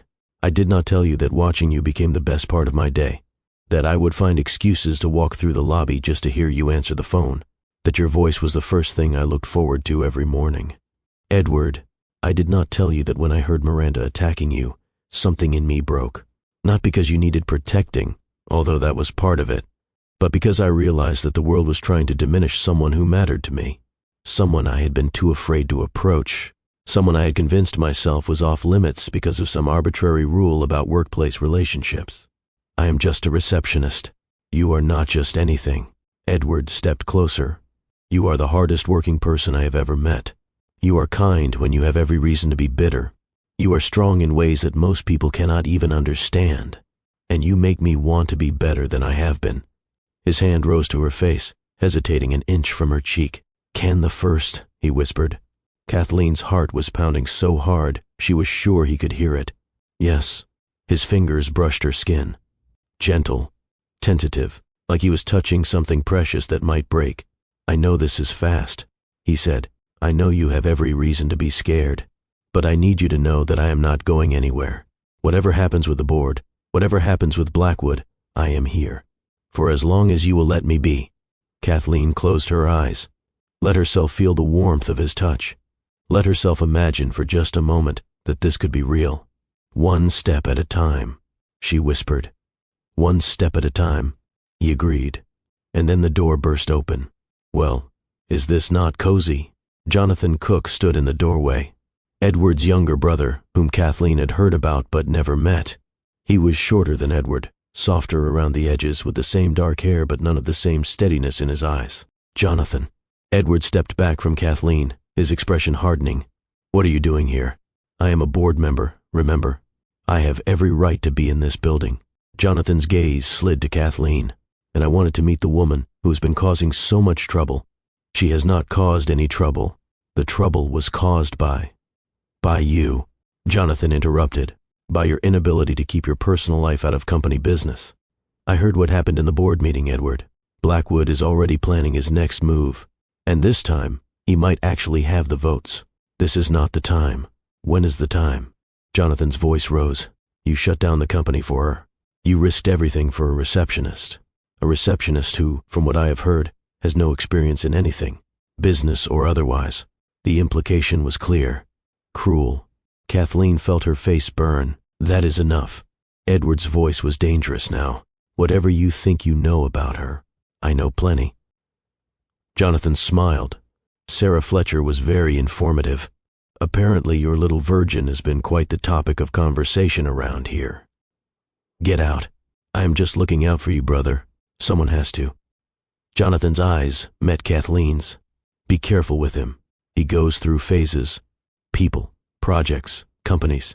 He gets obsessed and then he moves on. Ask his ex-fiancée how that worked out for her. I said get out. Jonathan raised his hands in mock surrender. Fine. I am leaving. But think about what I said. Both of you. He disappeared down the hallway, leaving silence in his wake. Edward turned to Kathleen, his expression torn between anger and concern. I am sorry, he said. I should not have let him speak to you like that. It is fine. It is not fine. None of this is fine. He ran a hand through his hair, a gesture of frustration she had come to recognize. Everything I try to do to protect you just seems to make things worse. Maybe you should stop trying to protect me, Kathleen said quietly. What? You have risked your company, your reputation, your relationship with your brother, all for me. And I appreciate it. I do. But maybe what I need is not protection. Maybe what I need is to fight my own battles. Edward looked at her for a long moment. What does that mean? It means that tomorrow I am going to come to work and do my job. I am going to ignore the whispers and the stares and whatever else people want to throw at me. I am going to prove that I deserve to be here, not because you protected me, but because I am good at what I do. And us. Us takes this one step at a time. Like we said. Edward nodded slowly. His expression was complicated. Pride mixed with concern, mixed with something deeper that Kathleen was not quite ready to name. Okay, he said. One step at a time. The next few days were harder than Kathleen had anticipated. Miranda's suspension had not ended the hostility. If anything, it had intensified it. People who had been indifferent before were now openly hostile. People who had been hostile were now actively cruel. Someone left a note on her desk calling her a gold digger. Someone else spread a rumor that she had slept her way into a promotion that did not exist. Kathleen ignored all of it. She showed up early. She stayed late. She did her job with the same competence she had always shown, and she did not let anyone see how much it hurt. Grace remained a constant source of support. She had breakfast with Kathleen in the mornings and checked on her throughout the day. When the whispers got too loud, Grace would appear with coffee and a sympathetic ear. "They are jealous," Grace said during one of these check-ins. "They have spent their whole lives following rules and kissing up to power, and then you come along and the most powerful person in the building falls for you without you even trying. Of course they hate you. I did not ask for any of this. That is exactly why it bothers them. You did not play the game. You just existed. And somehow existing was enough." Edward kept his distance at work, respecting the boundaries they had discussed. But he texted her throughout the day. Small things. A joke he had heard. A thought he wanted to share. A reminder that she was not alone. And in the evenings, when she went home to her mother and her small apartment and her complicated life, she found herself looking forward to those texts more than she wanted to admit. It was on the 5th day after the board meeting that everything changed. Kathleen was at her desk, answering phones and pretending not to notice the cluster of junior executives whispering in the corner, when her cell phone rang. The caller ID showed her mother's caregiver. "Miss Mercer, I am calling from Denver General Hospital." Kathleen's heart stopped. "Your mother collapsed this morning. She is stable, but the doctors want to run some tests. You should come as soon as you can." The world around Kathleen went silent. The phones kept ringing. The whispers kept whispering, but all she could hear was the roaring in her own ears. Her mother, hospital, collapsed. She stood up from her desk without thinking. "Miss Mercer," someone said, "where are you going?" "Your shift does not end for another, my mother," Kathleen heard herself say. Hospital. Then she was running. She did not remember the elevator ride, or the cab she must have taken, or the endless corridors of the hospital. She just remembered arriving at her mother's room and seeing Margaret lying in a bed too big for her, hooked up to machines that beeped in rhythms Kathleen did not understand. "Mom," Margaret's eyes opened. She looked smaller somehow, more fragile than she had looked that morning. "I am fine," Margaret said, her voice weaker than usual. "They are making a fuss over nothing. You collapsed. I got dizzy and sat down too fast. It happens." A doctor appeared in the doorway. "Miss Mercer, can I speak with you outside?" Kathleen followed him into the hallway, her hands shaking. "Your mother had a severe MS episode," the doctor explained. "The disease has progressed more quickly than we anticipated. She is stable now, but she is going to need surgery to address some complications. And after that, extended rehabilitation, surgery." Kathleen's mind raced. How long? What kind of surgery? How much? The doctor outlined the procedure, the timeline, the risks. Kathleen absorbed about half of it. The other half was drowned out by the mental calculation she was doing. Surgery, recovery, rehabilitation, months of care that her mother would need, bills that her insurance would only partially cover. She could not afford this. She could not afford any of this. And for the first time in years, Kathleen had no idea how she was going to survive. She sat in her mother's room for hours, holding Margaret's hand while she slept. The beeping of the machines became a kind of meditation, steady, rhythmic, the only thing keeping panic at bay. At some point, she became aware of another presence in the room. Edward stood in the doorway. He looked like he had run there. His suit jacket was missing. His tie was loose. His hair was disheveled in a way she had never seen before. "Grace called me," he said quietly. "She told me what happened. You should not be here." Kathleen did not have the energy to look at him. "The board. Your brother. I do not care about the board." Edward crossed to stand beside her. "I do not care about my brother. I care about you." Kathleen felt the tears she had been holding back finally threaten to fall. "She is getting worse," she whispered. "The MS is progressing. She needs surgery and rehabilitation, and I cannot. I do not know how I am going to." She could not finish the sentence. The weight of everything crashed down on her at once. Edward knelt beside her chair and took her hand. "Let me help. I cannot." "Yes, you can." His voice was gentle but firm. "This is not charity, Kathleen. This is not about money or obligation or anything like that. This is about the fact that you have spent your entire life carrying everything alone, and you do not have to anymore. You do not understand." Kathleen's voice broke. "Everyone leaves. My father left. Every person I have ever trusted has eventually decided I was too much work. If I let you help me, if I depend on you." "Then what?" Edward asked. "What happens if you depend on me? Then you will leave too. And I will be worse off than before." The tears were falling now. She could not stop them. Years of held-together composure crumbling under the weight of fear and exhaustion, and the terrifying possibility of trusting someone with her whole heart.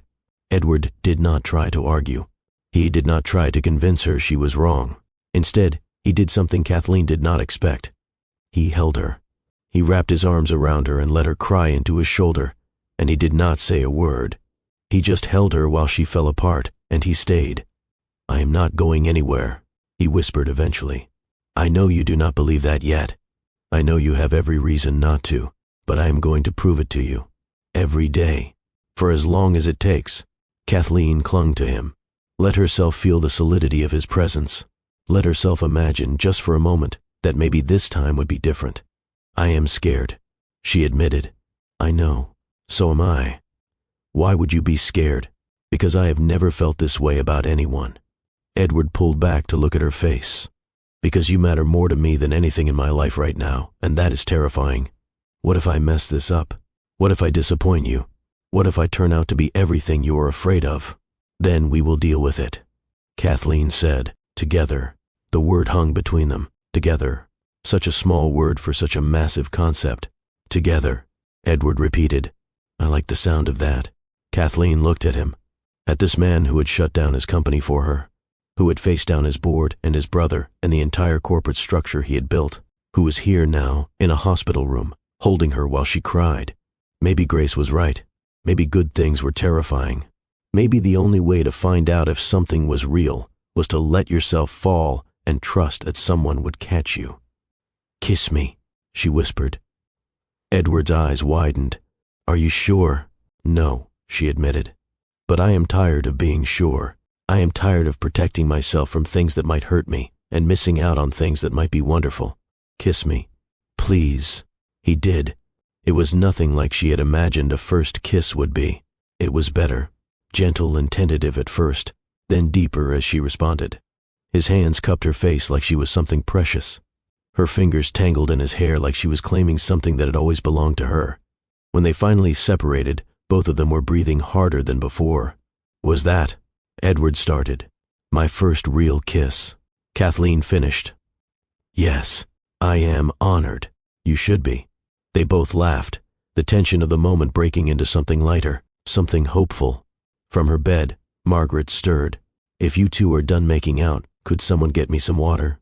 I have been awake for the past 5 minutes and you have been too busy to notice." Kathleen's face flushed crimson. "Mom, I am old and sick, not blind." Margaret smiled weakly. "Also, young man, if you hurt my daughter, I know people who know people." Edward laughed. "So I have heard. Good. Make sure you remember it. Right now, right here, we are at a turning point. Kathleen Mercer has just let herself be vulnerable for the first time in her adult life. Edward Cook has just proven that his words are backed by action. And Margaret Mercer has just reminded everyone that mothers are always watching, even from hospital beds. If you have ever been afraid to let someone in, if you have ever pushed people away because staying alone felt safer than risking heartbreak, this moment is for you. Sometimes the bravest thing we can do is admit that we cannot carry everything alone. Sometimes strength looks like accepting help. If this story is hitting you right in the feelings, hit that like button right now. Share this video with someone who needs to believe that love is possible even when life is hard. And drop a comment telling me about a time when someone showed up for you when you least expected it. We are in the final act now, and everything is about to change. But before we get there, I need to know you are with me. Are you with me? Good. Now let us see how this story ends. The surgery was scheduled for 3 days later. Kathleen spent those days in a haze of preparation and worry. She arranged coverage for her reception duties, though Helen Davenport had already told her to take whatever time she needed. She organized her mother's medications and insurance paperwork and the endless administrative details that came with any medical procedure. And she let Edward help. It was harder than she expected. Not the logistical part, but the emotional part. The part where she had to accept that someone wanted to share her burden without expecting anything in return. Edward covered the costs that insurance would not. He did not tell her he was doing it. She found out from the hospital billing department when they mentioned that her account had already been settled. She confronted him about it that evening in the hospital waiting room where they had established a kind of routine. You cannot just pay my bills without telling me. Why not? Because I am not a charity case. I know you are not. Edward's voice was patient. You are the woman I am falling in love with, and I have more money than I know what to do with, while you have been worrying about whether you can afford to keep your mother alive. Let me do this, please. Falling in love. The words slipped out before she could stop them. It was the first time either of them had used that word. Edward met her eyes steadily. Yes, falling in love. Is that a problem? Kathleen thought about it. Thought about all the reasons it should be a problem. The power imbalance. The speed at which everything was happening. The voices in her head that warned her to protect herself, to stay guarded, to never let anyone close enough to hurt her. No, she said finally. It is not a problem. Good. But if you ever pay my bills without telling me again, I will end you. Fair enough. The surgery went well. Margaret came through it stronger than the doctors had expected, her fierce spirit apparently extending to her physical recovery. Within a week, she was sitting up in bed and criticizing the hospital food. Within 2 weeks, she was walking with assistants and demanding to know when she could go home. During this time, Kathleen continued to work. Helen Davenport had arranged a flexible schedule that allowed her to visit her mother during lunch and after her shifts ended. Edward had stepped back from day-to-day operations as agreed, but he still found ways to be present. Coffee delivered to her desk, flowers that appeared in her mother's hospital room, small gestures that said what words sometimes could not. The whispers at work continued, but they had lost their edge. Miranda remained suspended, her future with the company uncertain. Victor Hayes had been terminated after multiple other women came forward with complaints. The culture was shifting, slowly but perceptibly. Grace got promoted to account coordinator, filling part of the gap left by Victor's departure. She celebrated by buying Kathleen lunch from a restaurant Kathleen could not afford. Things are changing, Grace observed as they ate. You know that, right? The way people treat you, the way they treat each other, it is different now. Because of what happened with Miranda. Because someone with power finally used it to protect someone without power. Grace shrugged. It sounds simple when you say it like that, but it is actually pretty rare. Most people with Edward's kind of influence use it to protect themselves. He used it to protect you. That matters. He did not do it for credit. That is exactly why it matters. 3 weeks after her mother's surgery, Kathleen received an official offer letter for the position at the Cook Foundation. The salary was 3 times what she made as a receptionist. The benefits were comprehensive. The work, developing educational programs for underprivileged students, was exactly what she had dreamed of doing before life had forced her into survival mode. She read the letter 3 times before she believed it was real. That evening, Edward took her to dinner at a quiet restaurant far from the city center. He was nervous, she could tell. His fingers kept drumming on the table. His eyes kept finding hers and then looking away. Did you get the offer? He asked finally. I did. And Kathleen took a breath. She thought about everything that had happened over the past few months. The humiliation in Miranda's office, the day the company closed, the dates and conversations and slowly building trust, her mother's surgery, the first kiss in a hospital room. A year ago, she would have said no. She would have assumed there was a catch, that accepting anything from anyone would inevitably lead to disappointment. But she was not the same person she had been a year ago. She had changed. Slowly, painfully, beautifully, she had changed. I want to accept, she said, but I have conditions. Name them. First, I work for the foundation, not for you. If we are going to be together, I need our professional and personal lives to be separate. I need to earn my position, not be given it because of who I am dating. Agreed. Second, I pay my own bills. I appreciate what you did for my mother. I will never forget it. But going forward, I need to take care of my own finances, even if that means living more modestly than you are used to. Edward's expression was complicated. That might be difficult, I know, but it is important to me. Then, we will figure it out. What else? Kathleen hesitated. This was the hardest one. Third, You have to promise me that if this does not work out, if we discover we are not right for each other, we will be honest about it. No pretending. No staying together out of guilt or obligation. If we are going to do this, we have to be real with each other, even when it is hard. Edward reached across the table and took her hand. I promise, he said, but I need you to know something.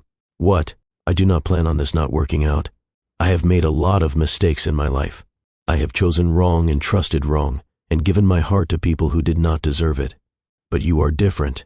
You are the first person who has ever made me want to be better, not for money or success or reputation, but for you, just for you. Kathleen felt her eyes burn. That is a lot of pressure. I am not pressuring you. I am just telling you the truth. The truth, she repeated.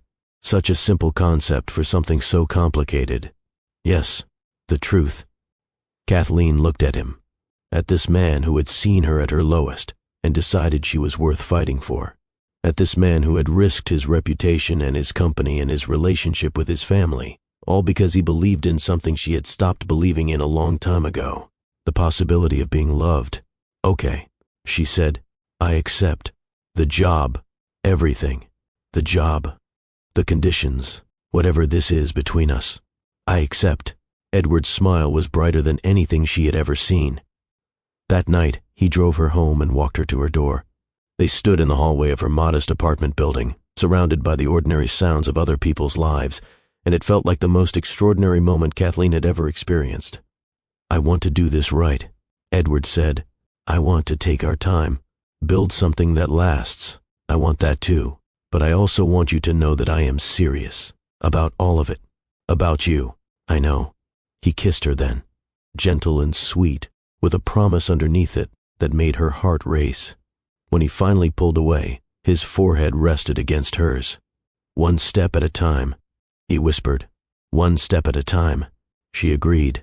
And standing there, in the hallway of her ordinary life that had become somehow extraordinary, Kathleen realized something. She was not just surviving anymore, she was living. And that made all the difference. 6 months later, Kathleen stood in her new office at the Cook Foundation and wondered how her life had changed so completely. The office was modest by corporate standards. A desk, a bookshelf, a window that looked out over the Denver skyline. But to Kathleen it felt like a palace. Every morning when she walked through the door, she had to remind herself that this was real, that she had earned this, that she belonged here. Her mother had recovered well from surgery. The rehabilitation had been long and difficult, but Margaret attacked it with the same fierce determination she brought to everything else. She was back home now, with a part-time caregiver and a physical therapy routine that she complained about constantly but never missed. Edward had kept his promise about boundaries. At work, they were colleagues, professional, appropriate. He rarely visited the foundation offices, leaving Kathleen to build her programs and lead her team without interference. But outside of work, everything had changed. They had taken things slowly as promised. Dinners and conversations and the gradual building of trust that came from showing up consistently. Edward had learned the rhythms of her life, her mother's good days and bad days, her anxiety about money that persisted even after her salary tripled, her tendency to push herself too hard and forget that rest was necessary, and she had learned him.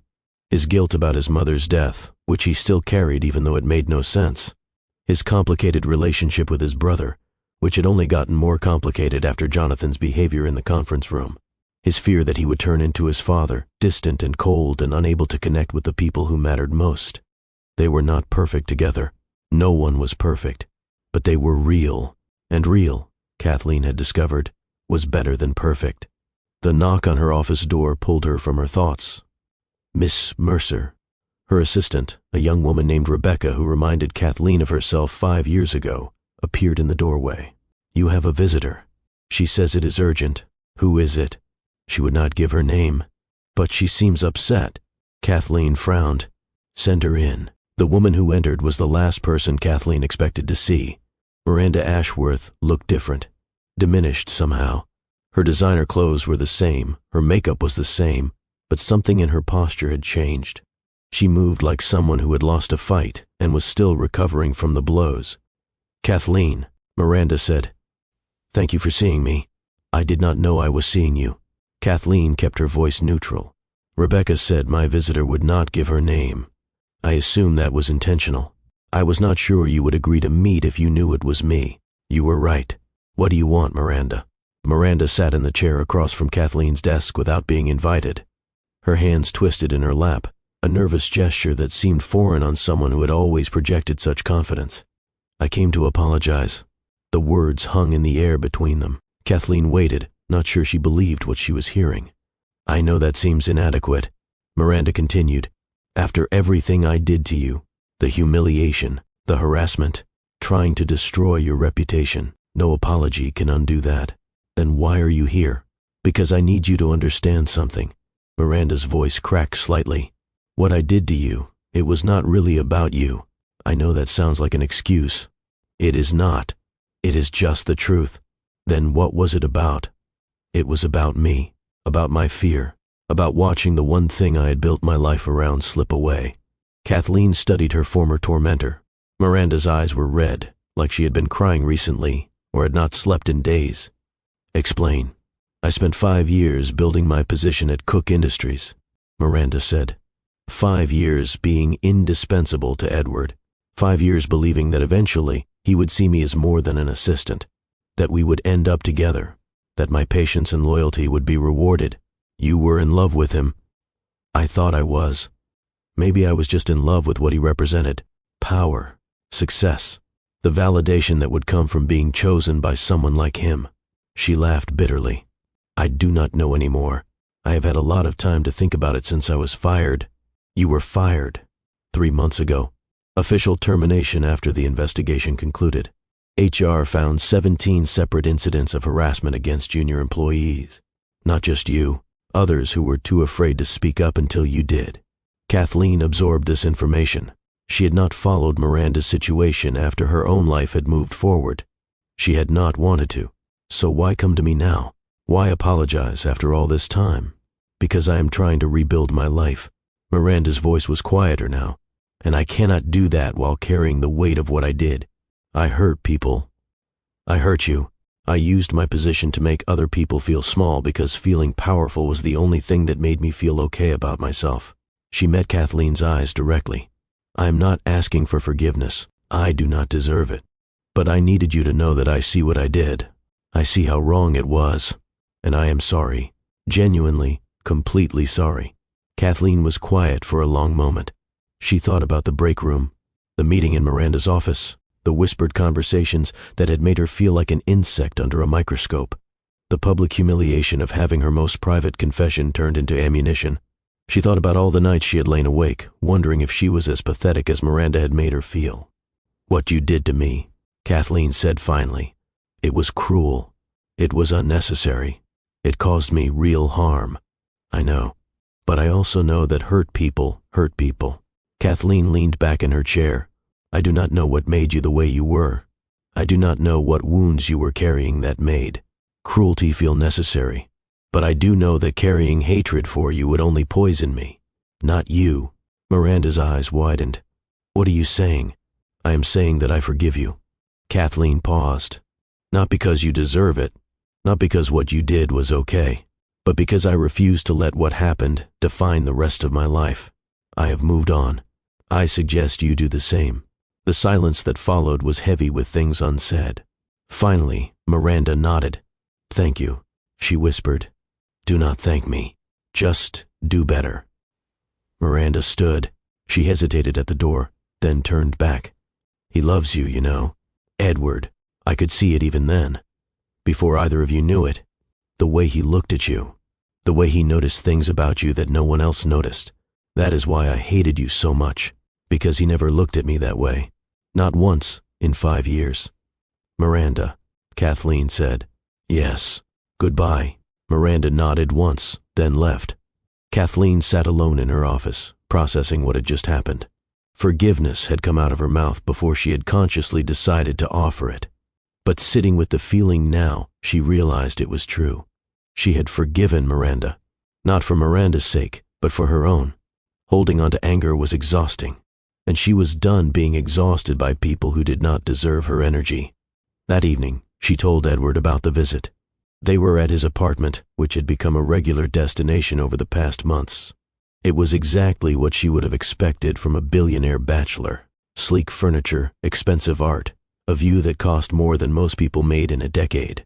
But it also had touches that surprised her.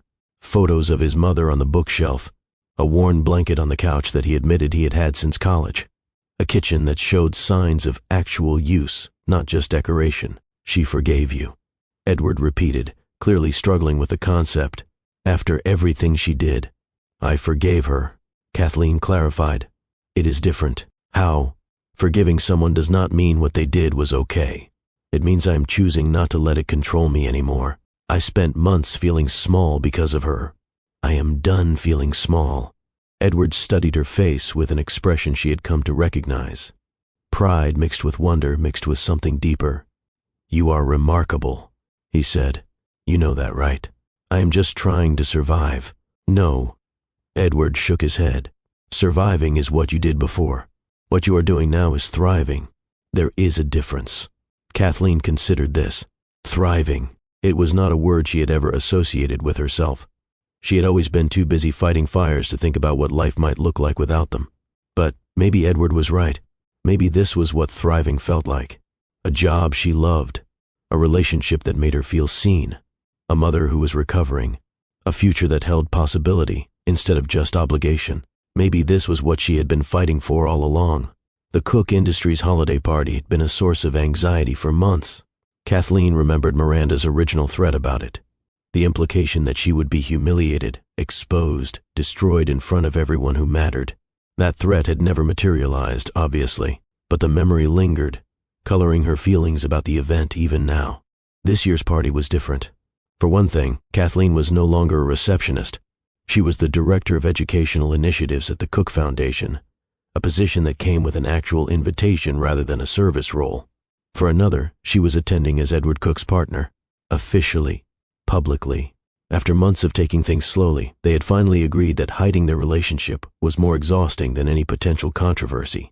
The party was held at a hotel ballroom downtown. Crystal chandeliers, white tablecloths, a string quartet playing holiday music in the corner. It was exactly the kind of event that would have terrified Kathleen a year ago. Now she walked through the doors with Edward's hand on her back and felt something she had not expected. Confidence. She was wearing a dress her mother had helped her choose. Deep green, elegant but not ostentatious. Her hair was styled in a way that made her feel sophisticated instead of just presentable. And on her feet were shoes that did not pinch because she had finally allowed herself to buy something that actually fit. You okay? Edward asked quietly as they entered. Better than okay, Kathleen replied. I think I am actually excited. Excited for a corporate party. Excited to not be invisible anymore. Edward's expression softened. You were never invisible to me. The evening unfolded in ways Kathleen could not have predicted a year ago. People approached her not with whispers and sidelong glances, but with genuine interest in her work. Foundation donors wanted to discuss program expansions. Board members asked about educational outcomes. Even Richard Blackwood, who had made Edward's life difficult for months, offered a grudging acknowledgement of the foundation's success. Edward stayed close but did not hover. He introduced her to people, but let her do her own talking. He touched her back reassuringly, but never possessively. It was the kind of partnership she had not known she wanted until she had it. Halfway through the evening, Grace appeared at her elbow. Look at you, Grace grinned. Director of Educational Initiatives, dating the boss, wearing shoes that probably cost more than my car payment. The shoes were on sale. Kathleen protested. Sure they were. Grace's smile widened. I am proud of you, you know, not because of him, although he is obviously a bonus, but because you did not let them break you. You survived, and then you thrived. That is not easy. Most people do not manage it. I had help. Kathleen glanced at Edward, who was deep in conversation with a group of investors across the room. A lot of help. Help only works if you are willing to accept it. Grace observed. 6 months ago, you would have refused. You would have insisted on doing everything yourself. The fact that you let him in, that you let any of us in, that is the real victory. Kathleen thought about this, about the walls she had built and the ways they had slowly come down, about the trust she had learned to offer and the trust she had received in return. Maybe you are right, she said. Maybe letting people in is the hardest part. It is definitely the scariest part, Grace agreed, but also the most rewarding. Speaking of which, when is he going to propose? Kathleen choked on her champagne. What? Oh, please. Grace rolled her eyes. The way that man looks at you, it is not a matter of if, it is a matter of when. We have been together 6 months. That is way too soon. Honey, he shut down a $400 million company for you before you even started dating. Time is clearly not a factor in his decision-making. Before Kathleen could respond, Edward appeared beside them. What are we discussing? He asked innocently. Nothing, Kathleen said quickly. Marriage, Grace said simultaneously. Edward's eyebrows rose. Marriage. Grace was just leaving. Kathleen glared at her friend. I was doing no such thing. But fine, I can take a hint. Grace winked at Edward. Do not mess this up. She disappeared into the crowd, leaving Kathleen and Edward standing awkwardly in her wake. Marriage, Edward repeated, his voice neutral but his eyes curious. She was joking, Kathleen said quickly. You know how Grace is. I do know how Grace is. Edward paused. But I also know how I am, and I have been thinking. Oh God. Kathleen's heart rate spiked. Do not do this here, not at the party. Not in front of everyone. I am not proposing. Edward laughed. Relax. I just wanted to tell you something. What? He took her hand, guiding her toward a quiet corner away from the crowd. When they were relatively alone, he turned to face her.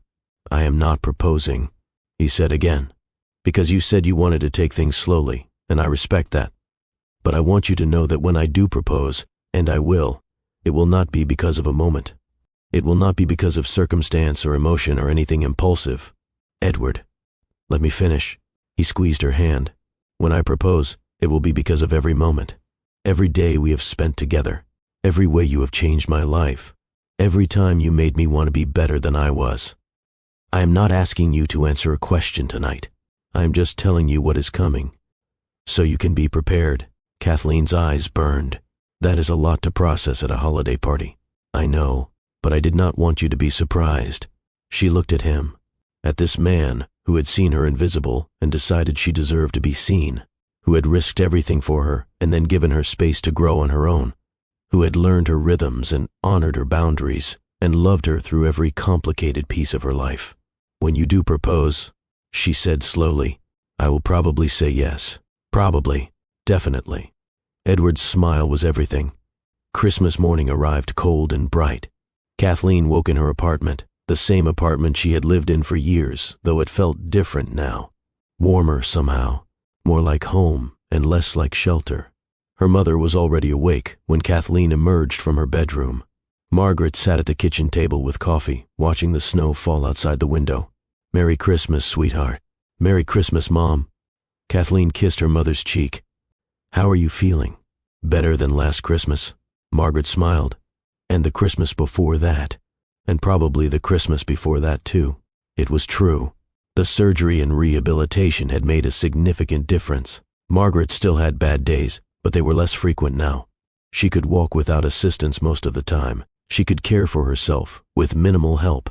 She had even started talking about volunteering at the local library, something she had not had the energy for in years. Is Edward coming? Margaret asked. Later. Kathleen poured herself coffee. He wanted to give us the morning alone. That was thoughtful of him. He is a thoughtful person. Margaret studied her daughter with a knowing expression that mothers seem to develop after a certain number of years. You are happy, she said. Actually happy, not just surviving. Kathleen considered the observation. A year ago, she would have deflected. She would have insisted that happiness was a luxury she could not afford, that contentment was enough, that survival was the only goal worth pursuing. But something had shifted in her over the past months. The walls she had built so carefully had crumbled. The armor she had worn so constantly had become unnecessary. She had learned that vulnerability was not weakness, that accepting help was not failure, that love, real love, was possible even for people who had been hurt. Yeah, Kathleen admitted. I think I am. Good. Margaret reached across the table and took her daughter's hand.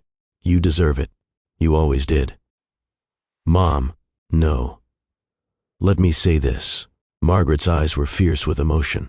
I know I have not always been easy to take care of. I know my illness put burdens on you that no child should have to carry. You gave up your dreams for me, your education, your youth. You gave up everything. I did not give up anything. Kathleen protested. Yes, you did. Margaret squeezed her hand. But here is what I want you to know. I never stopped believing that you would find your way. That someday someone would see you the way I have always seen you. Brilliant and kind and stronger than anyone I have ever known. Edward sees that. I can tell by the way he looks at you. And I am so grateful that you finally let someone in who deserves to be there. Kathleen felt tears threatening. When did this become a crying Christmas? All the best Christmases involve crying. Margaret laughed. Now drink your coffee before it gets cold. And tell me about your plans with that young man of yours. They talked until mid-morning. About the foundation, about Edward, about the future that had once seemed impossible and now felt within reach. Margaret shared stories about her own youth, about Kathleen's father before he became the kind of man who left notes instead of goodbyes. He was not always terrible, Margaret said. When we first met, he was charming and attentive and everything I thought I wanted. But he could not handle difficulty. When life got hard, he looked for exits instead of solutions. Why are you telling me this? Because I want you to understand the difference. Margaret's voice was serious. Edward faced difficulty and chose to stay. He faced challenges to his career and his reputation and his family relationships, and he chose you anyway. That is not a small thing. That is character. I know. Do you? Margaret leaned forward. Because I have watched you push people away for 26 years. I have watched you protect yourself so fiercely that you forgot to live. I need you to know that it is okay to trust him. It is okay to let yourself be loved. I am working on it. Work faster. Margaret smiled. Neither of us is getting any younger. Edward arrived at noon, carrying bags of food from his aunt's restaurant and a small wrapped package that he handed to Margaret. Rosemary insisted. He explained. She said anyone who raised Kathleen deserves something special. Margaret opened the package to find a handwritten recipe book. Every recipe from the farmhouse restaurant, carefully documented with annotations and variations. This is incredible. Margaret's eyes widened. How long did this take her? She has been working on it since Kathleen told her about your cooking. Apparently you used to be quite the chef before you got sick. That was years ago. Rosemary seems to think the skill does not disappear. Edward smiled. She said to call her if you need any guidance. She would love to have someone else to talk recipes with. Margaret looked at the book, then at Edward, then at Kathleen. Her expression was complicated. Gratitude and wonder, and something that looked like hope. Thank you, she whispered. You are welcome. The three of them spent the afternoon together. They cooked. They ate. They talked about nothing important and everything important simultaneously. It was the kind of day that Kathleen had stopped believing was possible years ago. At one point, while Kathleen was in the kitchen cleaning up, Edward appeared beside her. Your mother is remarkable, he said quietly. She is. So are you. Kathleen smiled. You already got the girl. You do not have to keep complimenting me. I will never stop complimenting you. Edward took her hand. That is the deal. You let me in, and I spend the rest of my life making sure you know how incredible you are. The rest of your life, if you will let me. Kathleen looked at him. At this man who had changed everything just by paying attention, by choosing to see her when everyone else looked through her, by staying when everyone else had left. I will let you, she said. Edward kissed her then. Soft and sweet and full of promise. From the living room, Margaret's voice drifted in. I can hear you kissing in there. You are not subtle. Mom, Kathleen groaned. I am just saying. If you want privacy, my hearing has not gotten worse. Edward laughed. Your mother is definitely remarkable. 1 year later, Kathleen stood in her foundation office, surrounded by evidence of everything she had built. Program reports showing thousands of students served. Photos from scholarship ceremonies and mentorship events. Letters from young people whose lives had been changed by opportunities they would never have had otherwise. It was everything she had dreamed of. Everything she had given up believing was possible. The door opened and Rebecca appeared. Miss Mercer, Mr. Cook is here. Send him in. Edward entered looking nervous in a way that made Kathleen's heart race. He was wearing a suit, which was not unusual. But his hands were fidgeting, which was, "You are early," she observed. "I thought we were meeting for lunch." "We are. I just wanted to show you something first." He held out his phone. On the screen was a news article about the Cook Foundation's educational initiatives. The headline read, "Local Foundation Changes Lives Through Innovative Programs." The article was long and detailed, featuring interviews with students and families and educators who had been impacted by Kathleen's work. It painted a picture of transformation, of hope, of lives changed because someone had bothered to pay attention. "This is incredible," Kathleen breathed. "How did you?" "I did not do anything," Edward interrupted. "This is all you. Your vision, your work, your determination to give people the opportunities you almost did not get. I just provided the resources. You built the rest." Kathleen looked at the article, then at Edward. "Why are you showing me this now?" "Because I want you to see yourself the way the world sees you, the way I see you." Edward took her hands. Not as someone who survived difficult circumstances, not as someone who was invisible until someone noticed her, but as someone who used everything she went through to help other people. Someone who took her pain and transformed it into purpose. "Edward, I love you," he said. "I have loved you since the day I overheard Miranda trying to destroy you, and you stood up anyway. I have loved you through every moment since then. Every date, every conversation, every challenge we have faced together. And I will love you through every moment that comes next." Kathleen felt tears threatening. She had cried more in the past year than she had in the previous decade combined. But these were different tears. Happy tears. Grateful tears. "I love you too," she whispered. "Good." Edward smiled. "Because I have one more thing to show you." He reached into his pocket and pulled out a small velvet box. Kathleen's breath caught. "I know we said we would take things slowly," Edward said. "And I know this might seem sudden, but I have been carrying this around for 3 months, waiting for the right moment. And standing here, looking at everything you have accomplished, everything you have become, I realize there is no right moment. There is just now. There is just you and me and everything we have built together." He opened the box. Inside was a ring. Simple, elegant, perfect. "Kathleen Mercer," Edward said, his voice rough with emotion. "You are the most remarkable person I have ever known. You taught me that real strength is not about power or money or success. It is about showing up. It is about staying. It is about loving someone through the hard parts and the easy parts and everything in between. I want to spend the rest of my life learning that lesson from you. Will you marry me?" Kathleen looked at the ring, at Edward, at the life she had built from nothing. She thought about her mother's words about character and staying, and the difference between men who left notes and men who stayed through difficulty. She thought about the walls she had built and the ways they had crumbled, about the trust she had learned to offer and the trust she had received in return. She thought about survival and thriving and the distance between them. "Yes," she said. "Yes, absolutely yes." Edward's smile was brighter than any headline. He slid the ring onto her finger and kissed her, and in that moment, everything that had come before, the struggles and the loneliness and the years of fighting just to survive, all of it made sense. All of it had led her here. To this man, to this life, to this moment. And it was worth everything.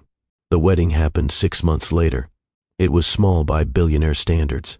Just family and close friends at Rosemary's farmhouse, which had been transformed into something magical for the occasion. White flowers and soft music and the kind of warmth that money could not buy. Kathleen wore a dress that her mother had helped her choose. Simple but beautiful. Elegant but not ostentatious. The kind of dress that felt like her instead of like a costume. Margaret walked her down the aisle, using a cane for support but refusing any other assistance. "I have waited 26 years for this," Margaret whispered as they approached Edward. "Let me enjoy it." At the altar, Grace stood as maid of honor. On Edward's side, surprisingly, stood Jonathan. The brothers had reconciled over the past months, slowly and painfully, and not without setbacks. But Jonathan had done the work. He had proven that redemption was possible. The vows were personal. Edward talked about noticing Kathleen before she ever knew she was being seen. About the day he shut down the company and how it was the best decision he had ever made. About learning that love was not about grand gestures, but about consistent presence. Kathleen talked about walls and trust and the courage it took to let someone in. About finding a partner instead of a savior. About building something together that neither of them could have built alone. Rosemary cried throughout the entire ceremony. Margaret maintained her composure until Kathleen said "I do," and then she lost it completely. Afterward, at the reception, Grace pulled Kathleen aside. "I told you," Grace said smugly. "I called this a year ago. You called nothing. You just asked when he was going to propose, which is basically the same thing." Kathleen laughed. The sound was different now than it had been a year ago. Fuller, more genuine, less guarded. "Thank you," she said, "for everything. I did not do anything. You were my friend when I did not have any. You showed up when everyone else looked through me." "That is not nothing." Grace's expression softened. "You did the same for me. When I first started at the company and everyone treated me like I was furniture. You saw me. You talked to me. You made me feel like I mattered." "I did." "You did." Grace squeezed her hand. "That is why I knew Edward was the one for you, because he did the same thing. He saw you when you were invisible. That is rare. That is worth holding on to." Kathleen looked across the room to where Edward was talking with his aunt, laughing at something Rosemary had said. He caught her eye and smiled, and even after everything, her heart still did that thing it did whenever he looked at her. "I know," Kathleen said. "I'm holding on." 1 year after the wedding, Kathleen sat in her office at the Cook Foundation, reviewing the annual report that would go to the board next week. The numbers were impressive. Thousands of students served, hundreds of scholarships awarded, dozens of lives changed in measurable, documented ways. But the numbers did not capture everything. They did not capture the letter she had received last week from a young woman who had been about to drop out of college when the Foundation's emergency fund covered her textbooks. They did not capture the phone call from a single mother who had used the Foundation's childcare program to finish her nursing degree. They did not capture the small moments of hope that added up to something larger than any spreadsheet could show. "You are thinking loudly again." Edward stood in her doorway, coffee in hand. He made a habit of bringing her coffee at the same time every afternoon, a small ritual that felt more romantic than any grand gesture. "I was thinking about how much has changed," Kathleen admitted. "Good changes. Incredible changes." Edward crossed the room and handed her the coffee. His ring glinted in the afternoon light. She still was not used to seeing it on his finger. Still felt a surge of wonder that this was her life now. "I have news," Edward said.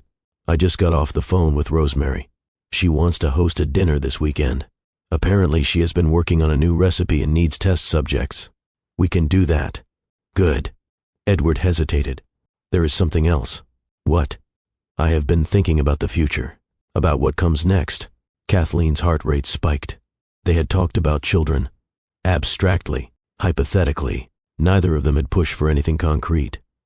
"Okay," she said carefully. "I want to be a father." Edward said, "Not right away. Not until you are ready.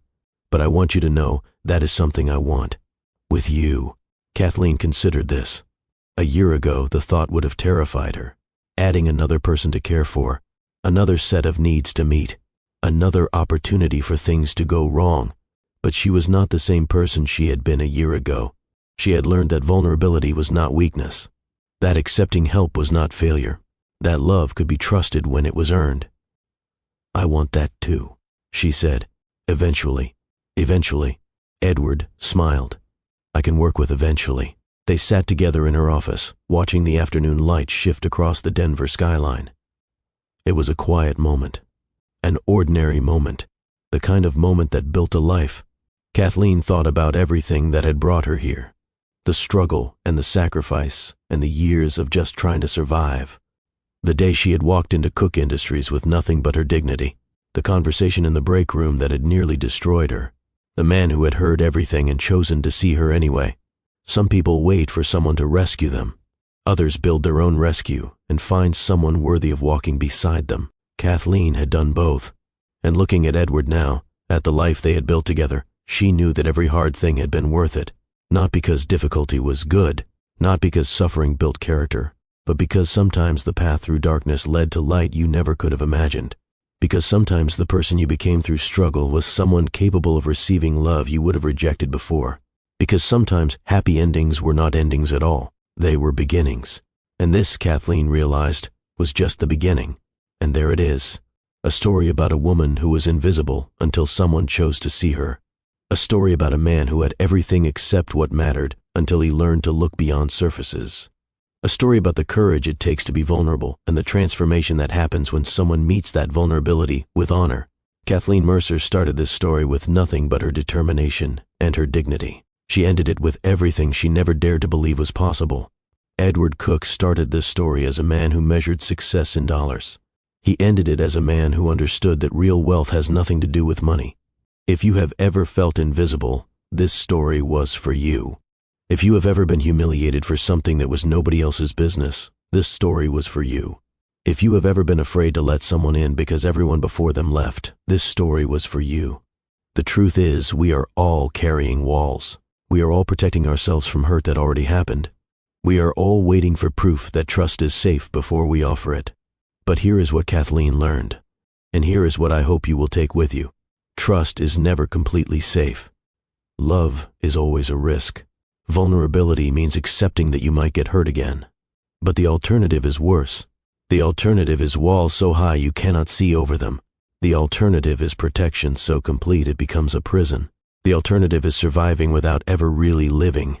If this story moved you, if it made you believe even a little bit more in second chances and authentic connection, I need you to do something right now. Hit that like button. Not for me. For everyone who needs to hear that their struggles matter. For everyone who has been invisible and is waiting for someone to see them. For everyone who is afraid to trust again. Share this video with someone who is going through hard times. Someone who needs to know that survival is not the ceiling. It is the foundation for something better. Subscribe to Mr. Dawson Stories and turn on notifications, because this is what we do here. We tell stories about real people navigating impossible situations and finding their way to something meaningful on the other side. And drop a comment telling me your story. Have you ever been invisible until someone chose to see you? Have you ever let someone in after years of keeping everyone out? Have you ever forgiven someone who hurt you because holding on to anger was more exhausting than letting it go? I read every comment. I want to know what resonated with you. I want to know your story because your story matters. Until next time, remember this: you are not invisible. You never were. Sometimes it just takes the right person to help you see yourself clearly. And sometimes you have to do the work of letting them in. Be brave. Be vulnerable. Take the risk. The best things in life are always on the other side of fear. This has been Mr. Dawson Stories. I will see you in the next one.